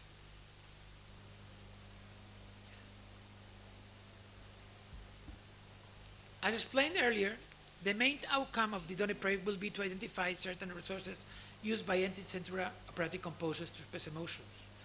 Beyond this, we foresee a number of collateral outputs that would hopefully benefit the wide musicological community. One significant result will be the development of algorithms for corpus analysis of musical notation that will be applicable to other corpora. Furthermore, a major fruit will be to make accessible new editions of thousands of neglected arias that will expand the music available to both individuals, performers, and operatic venues. We have already set the date to grant open access to this massive corpus. It will take place on the 1st of February 2024, exactly 3 centuries after the first drama per musica by Pietro Metastasio, Didone Abbandonata, was premiered in Naples with the music of Leonardo Vinci. This will be our humble tribute to one of the most important figures in the history of opera. If anyone deserves an acknowledgement today, they are the members of the Didone team, a team that confirms a true musicology lab. I must thank you very much on their behalf for giving us this opportunity to talk here. Thank you very much. This is only part of the team. We have never been all together. We are distributed. Thank you. Thank you very much. Álvaro, please, Professor Alicia Castillo, will you moderate this session about interdisciplinarity and research?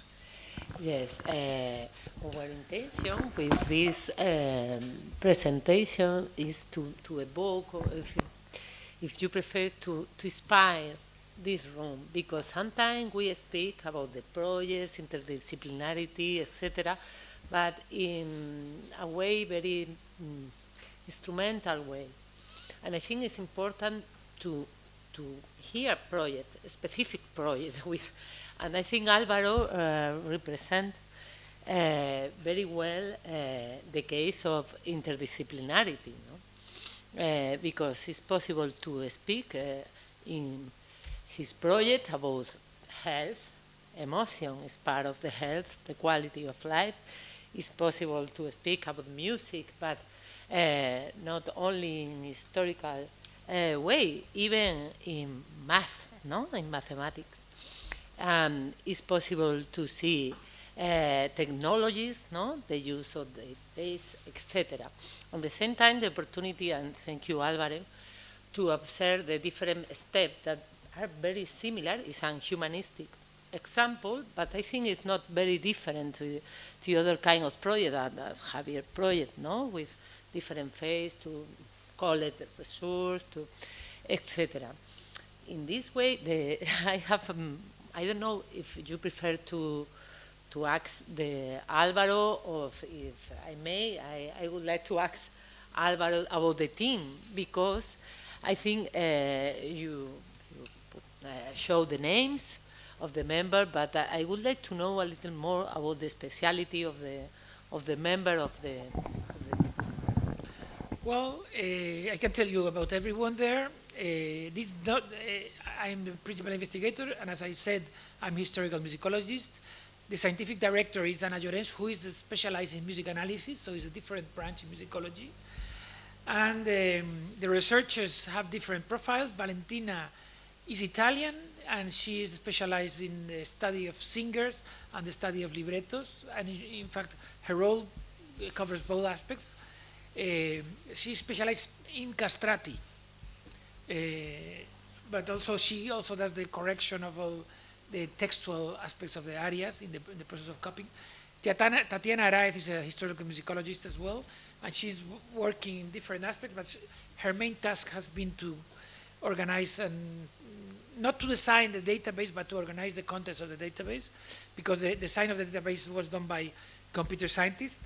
We have had a significant challenge with computer scientists because it's difficult to retain them, because I shouldn't say this in this way, but they tend to be mercenary. They go to where they pay better. And of course it's fair, but I'm happy that we have, at the end we have been able to compile a stable team. Martin Serrano, who is he's a code writer, so he's a computer, he has written most of the code for the algorithm. And Federico Simonetta is a doctor in computer science, in music technology, from the University of Milan, that has joined us only 2 months ago. And he's working, I mean, the previous person in his job, he was not an academic, so the attraction of the project for him was limited, so we decided to search for someone who would have an interest beyond the economic aspect, who could take our corpus and work on it to get academic results and of course benefit from what we have done so far. And he has joined us 2 months ago, and we are very happy with that. We also have another computer scientist in the team, that's Pablo Harbaugh. He's a professor of computer science from the Complutense, but he's not a musician. He's specialized in poetry. In fact, his main area is what they call natural language. His specialty is to teach computers to write poetry, which is quite a challenge. And his role here is to develop algorithm, applying his algorithm to poetic Italian poetry, and help the other computer scientists. Well, then the research assistants, the four that we have there now are all musicologists, well, musicians, and The first one is an opera conductor that works part-time. We search for some professional musicians, and we hire them part-time because we want people who are in the business.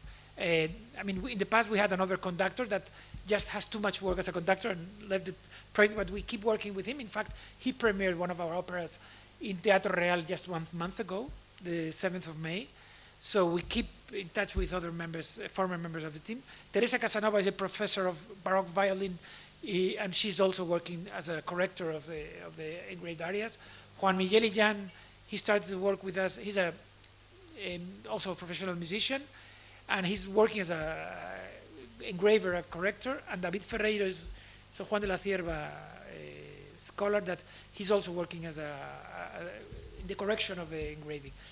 In the right side, you have the project manager. That is a key figure in a project like this, because otherwise the IP would be doing all the heavy work. We have 5 senior researchers that have different profiles.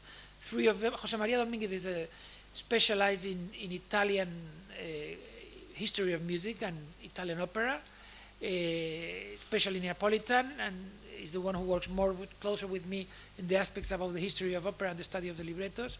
Eduardo García Portugués is a mathematician specialized in statistics, and he's currently an associate professor in the Universidad Carlos III. Pablo Harbaugh, as I said, is a professor of computer science. Carmen Julia and Victor Sanchez are both musicologists and help more in the definition of the different processes and decisions. Victor Sanchez is specialized in 19th century opera, and it was important to help to define the limits of the project. In fact, he works on the very late versions of operas by Metastasio. And then the engravers are they're the core of the team, because they are working with the converting the manuscripts in editions. I mean, some of them have been with us for 3 years already. They're all professional musicians, and they all have at least a master's in musicology. And David is an instrument player. Alberto Cubero is a conductor. He's the assistant conductor of the musical director of Teatro Real. So he's quite a top figure but he's also working for us. Carlota González is a viola player, and Ivan a cello player. And this is the core of the team. Then we have an advisory board that is not represented here, but you can see there the old professor is Professor Bianconi from Bologna, that he's one of the major figures in the study of Italian opera in the world, not only in Europe. The lady in the right is Andrea Sommer-Matis, who's a historian of theater, in opera in general, specialized also in Metastasio, but also in the cultural relation between Spain and the empire in the ancient regime. And there are other members who are musicologists, philologists, etc. Thank you. Yes, I think it's a good idea. I have another question, but I think it's good. If you would like to add something. Okay. The mic is there.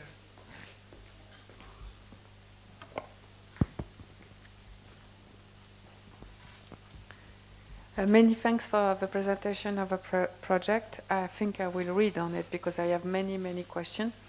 But as we focus on multidisciplinary approach, I have one question. Mainly, I have another one, but it seems that your assumption, and especially because you are quoting Descartes, is that emotions are universal.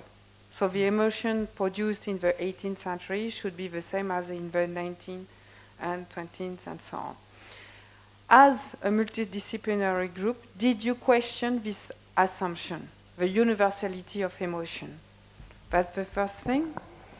The second one is about you are testing voice, texture, and so on. Why did you not test instruments supporting the aria? Because depending on how much cello, or violin, or winds you will put, you will not produce maybe the same emotion. So why did you focus on the voice and not also on the supporting instrument? And as a group, did you question that? Well, I start answering the second one. We do. All the instruments. I was showing the voice because we have identified that the voice is the most expressive And in general, when the instruments, especially first violin, but also sometimes have the same melodic material, they of course reveal something. We do take into account the use of different instruments, and it's significant, but I didn't show it here, but of course it is. Yes. And respect to the first one, I'm not in the position to claim whether emotions are universal or not. In fact, we have written an article where we problematize this issue, and we realize that there's a disagreement between the experts.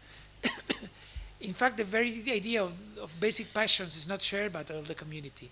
So for that reason, we are not claiming to use the correct scientific concept of emotions.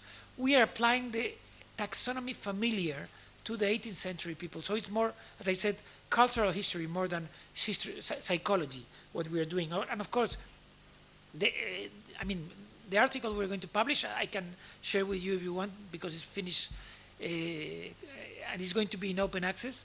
It's going to be published in a book by Routledge. We, for example, compare a number of translations of Descartes from the first one, the English, well, the first one was a Latin translation already 1 year after, in 1650. There was an English translation in 1753, and the Latin one was probably the most influential. There are German translations in the early 18th century, and we take into account all of that, but also we demonstrate something that was known, but we go in more detail, that the Metastasio uses the concepts of Descartes. In fact, he talks about la maquineta, the machine, the small machine of the soul, because it's clear from his letters that he has that in mind, of course, because he was trained by Calaprese, who was a Cartesian philosopher. But someone may eventually find a better solution for that. My question is not really questioning your assumption, is how, as an interdisciplinary group, did you manage that? Did you have debates on that and so on? How you react and interact on your choices? Well, we had a debate, and we did not reach an agreement, if that is the question. So, I mentioned that the problem of emotions is that you cannot observe them. So it is subjective, but we have to find a way to overcome this challenge. And it is one of the big difficulties, but the advantage of this project is that even if the labeling of emotion, the areas by emotion is incorrect, either because we are not good classifying them or because we use the wrong taxonomies, we are at the same time comparing all the versions of the same area and disregarding whatever we think about emotion. It cannot be very, very different because it's the same context. So when Yarba confronts Didone and she reacts in that way, she overreacts in the same way in all the operas. So that's why we decided to choose this corpus and not go to, for example, 19th century opera. Thanks for the question.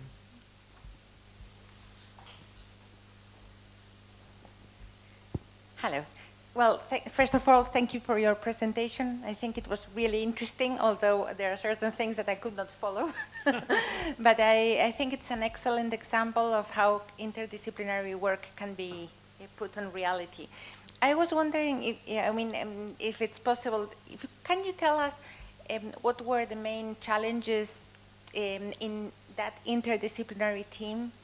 For example, did you had training sessions together so you can speak the same language with the statisticians, the people from statistics or mathematicians, or did they have enough musical knowledge before starting to work with you? How did you put together the team in order to work together and get interesting results? Well, it was, we started at the middle of 2019, and when the project was starting to move smoothly, suddenly we had a pandemic. And that changed a lot, but the advantage is that we already had defined procedures, so we could move easily from the shared office to working online, and we were working online for almost a year. And in fact, when the pandemic started, we were planning to have, we were having a closer contact. We were all in the same office here, the Complutense, so there were shorter talks, but we were working in common. The pandemic implied that we lost contact, except 2 or 3 members who were more or less in contact with everyone. So by the middle of 2020, we decided to organize seminars for ourselves. We were already planning to do them, but we started to do them, for example, explaining to everyone in the team the concept, the general concept, so, because they were doing one part of the project, but they didn't know, the engravers, what was happening afterwards. So we made a series of 8 seminars, and we decided to do them open. So we had quite a number of, I mean, you can see these seminars in the webpage of the project, that they are in YouTube, so you can follow them. And it was very interesting for the members of the team, because they for many of them, they for the first time understood the purpose of the project. But it was more important for us, because for me as IP and other senior members, because when you have to verbalize every single aspect, of course, you need to be systematic. And for example, this chart of Descartes, the representation of the passions, came out of one of these seminars. The seminar, if you look at the seminar, is very primitive compared to what I show here, but it was the beginning of that. And so we realized that it was necessary, part of the teamwork, it was necessary to have a communication and interaction. And also during the pandemic, you used to have one meeting per week to interact and comment different issues.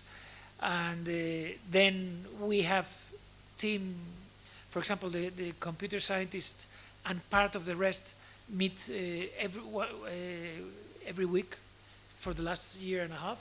So we have short meetings every week. So we talk about the development of the solutions that we're doing, and the problems and challenges. So that helps to keep the track. Most of the team members have musical knowledge. Some don't, and that, for example, the mathematician doesn't know anything about music, or the senior computer scientist has only superficial knowledge of music, and that requires more conversation and more.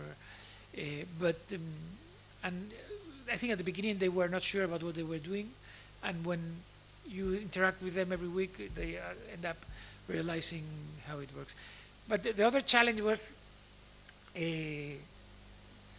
people who decide to leave or don't fit. I mean, in fact, we had to fire one person, because this person was presented a paper in a conference.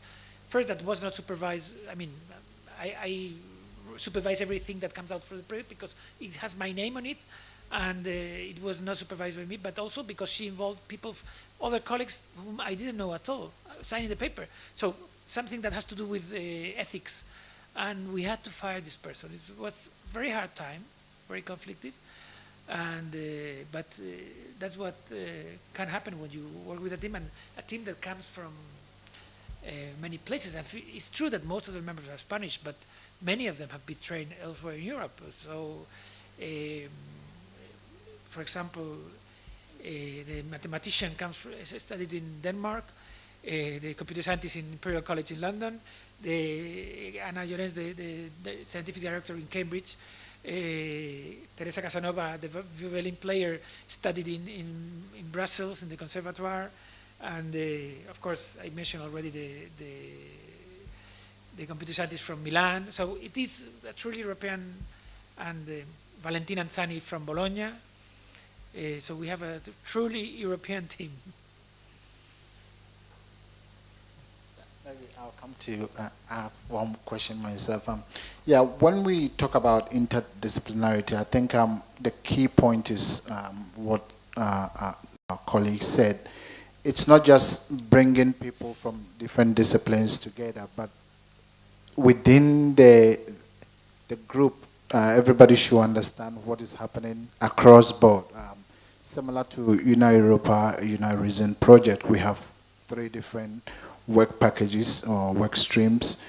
There's the potential that if you are part of one work package, you are focused on that alone without having the context by which your work fits into the general pool. And I think it's important that the mathematician understands what's going on. The scientific director is also aware, even if music is not their background or the area that they studied in, so that they can have they can make an informed decision about the project. Assuming you are not there and you called one of them to come and speak to us, they should be in a position to give us a good overview of it because they are aware of everything.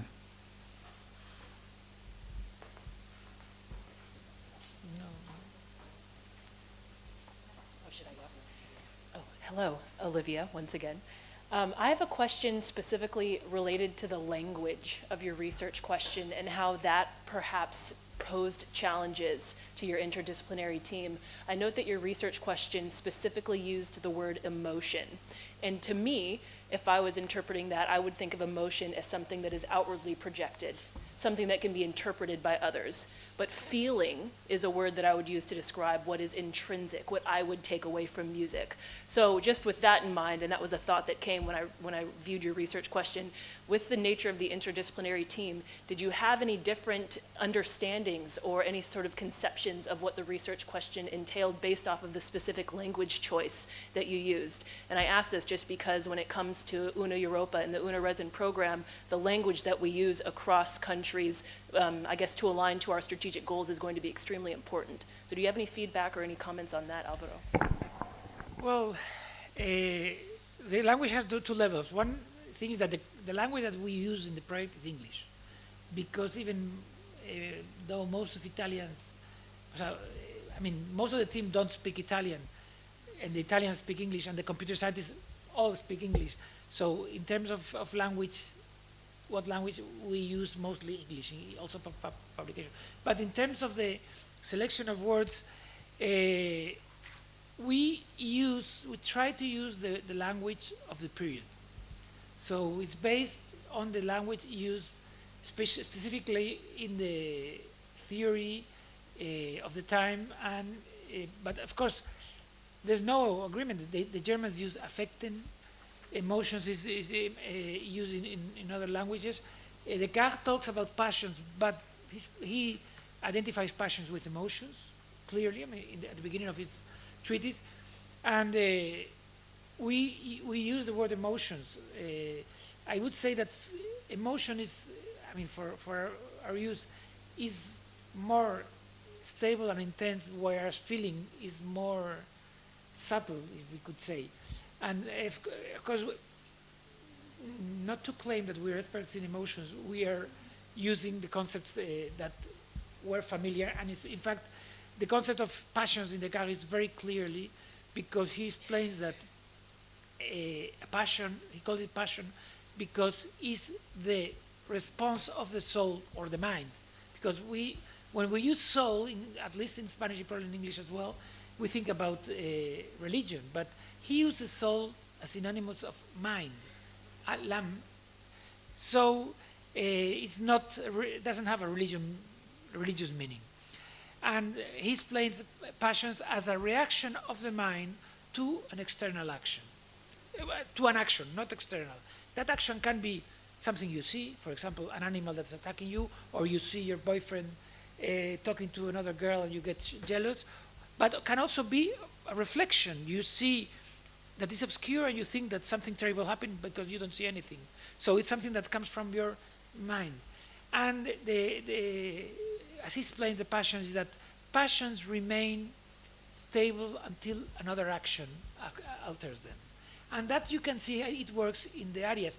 In fact, in the system of 18th century opera, the singers sing the aria and then go away, because their passion doesn't change. It's not like in the 19th century when you can see passion that change suddenly from one minute to another. No, in the 18th century, you can see that the distribution of the passions in the opera, and especially Metastasio, who was the king of the opera, is that we're talking about very intense and long-lasting emotions that only change when something happens.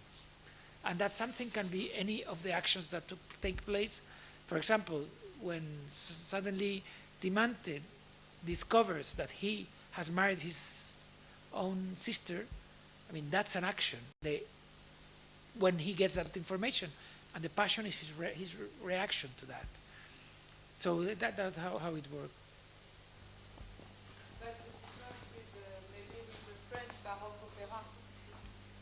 Because with the French Baroque opera, you have the ballet, and you have that prepare after the aria. So the emotion is lasting, but you have a visual aspect also. So I think the conclusion may be different with the French Baroque opera. Yeah. But the French Baroque opera was very French. It was not. Yes, I know. It's always very French. I love it, but the thing is that the issue of Metastasio is that he really, dominated Europe. There are very few things in European culture that unify European culture more than Metastasio. In fact, his complete works were first published in Venice in the 30s, 1730s, and the second edition was in Paris. And there was another edition in the 1780s, also in Paris. He was extremely popular as a playwright, although his music was not performed because the French didn't like castrati, which is something we can understand.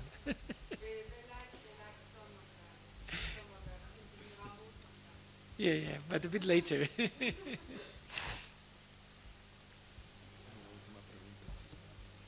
Last quick question. Yes, in the beginning of your presentation, you emphasized very nicely that there is a need for an individual effort at the one hand, which is important, of course, in science as well as in music. On the other hand, we have the contribution to the team, which is not enoughly recognized and awarded in science, I think. So my question to you is, do you have an idea about the best way to assess your own senior researchers in your team, because they all belong to a certain subdiscipline, and should they be assessed through the criteria of their subdiscipline, or do you take into account the contribution to your team, and how would you do that?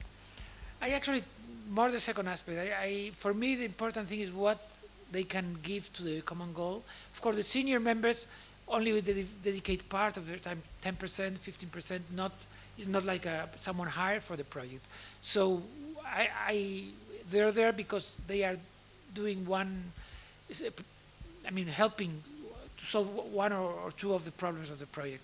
So the mathematician is really developing the statistical analysis in collaboration with the computer scientist. For example, the historical musicologists each contribute to specific aspects. Not all of them, at the end of the day, have the same contribution. In fact, sometimes it's difficult to involve. You need to grab them sometimes. Other times, they just come nicely. But yes, the evaluation is whether they contribute to the common goal or not. Okay, thank you. But your team works as it works, of course, and their contribution to the team may be different from their perspective.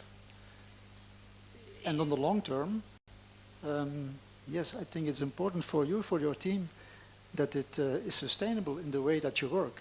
Yes, of course. I mean, in the case of the senior members, apart from helping to solve one or some of the problems, research problems, I also expect them to contribute with publications related to that. So it's something that will have an impact, and sometimes in their own field, because, I mean, we expect to publish, we have already made publications in computer science journals, but we expect to have more even in statistics journals. So the idea is to use our material to apply their methodology and get something that can be of use for a wider community. So you develop your own strategy towards the outcome. Yeah, exactly.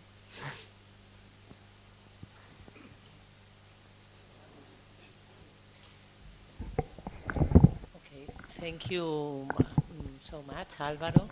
I think there are a lot of questions that I would like to make you, but maybe in the future, because I think it's a challenging, this kind of project, and the sustainability in the time, of the team, of the activity, because now you have a very good budget and a good team, but when it won't this be forever. No. Okay, I think now is the time for lunch. I think. The lunch time will be up to 3 p.m. So at 3 p.m. we come back to this room. Okay? Thank you. Thank you.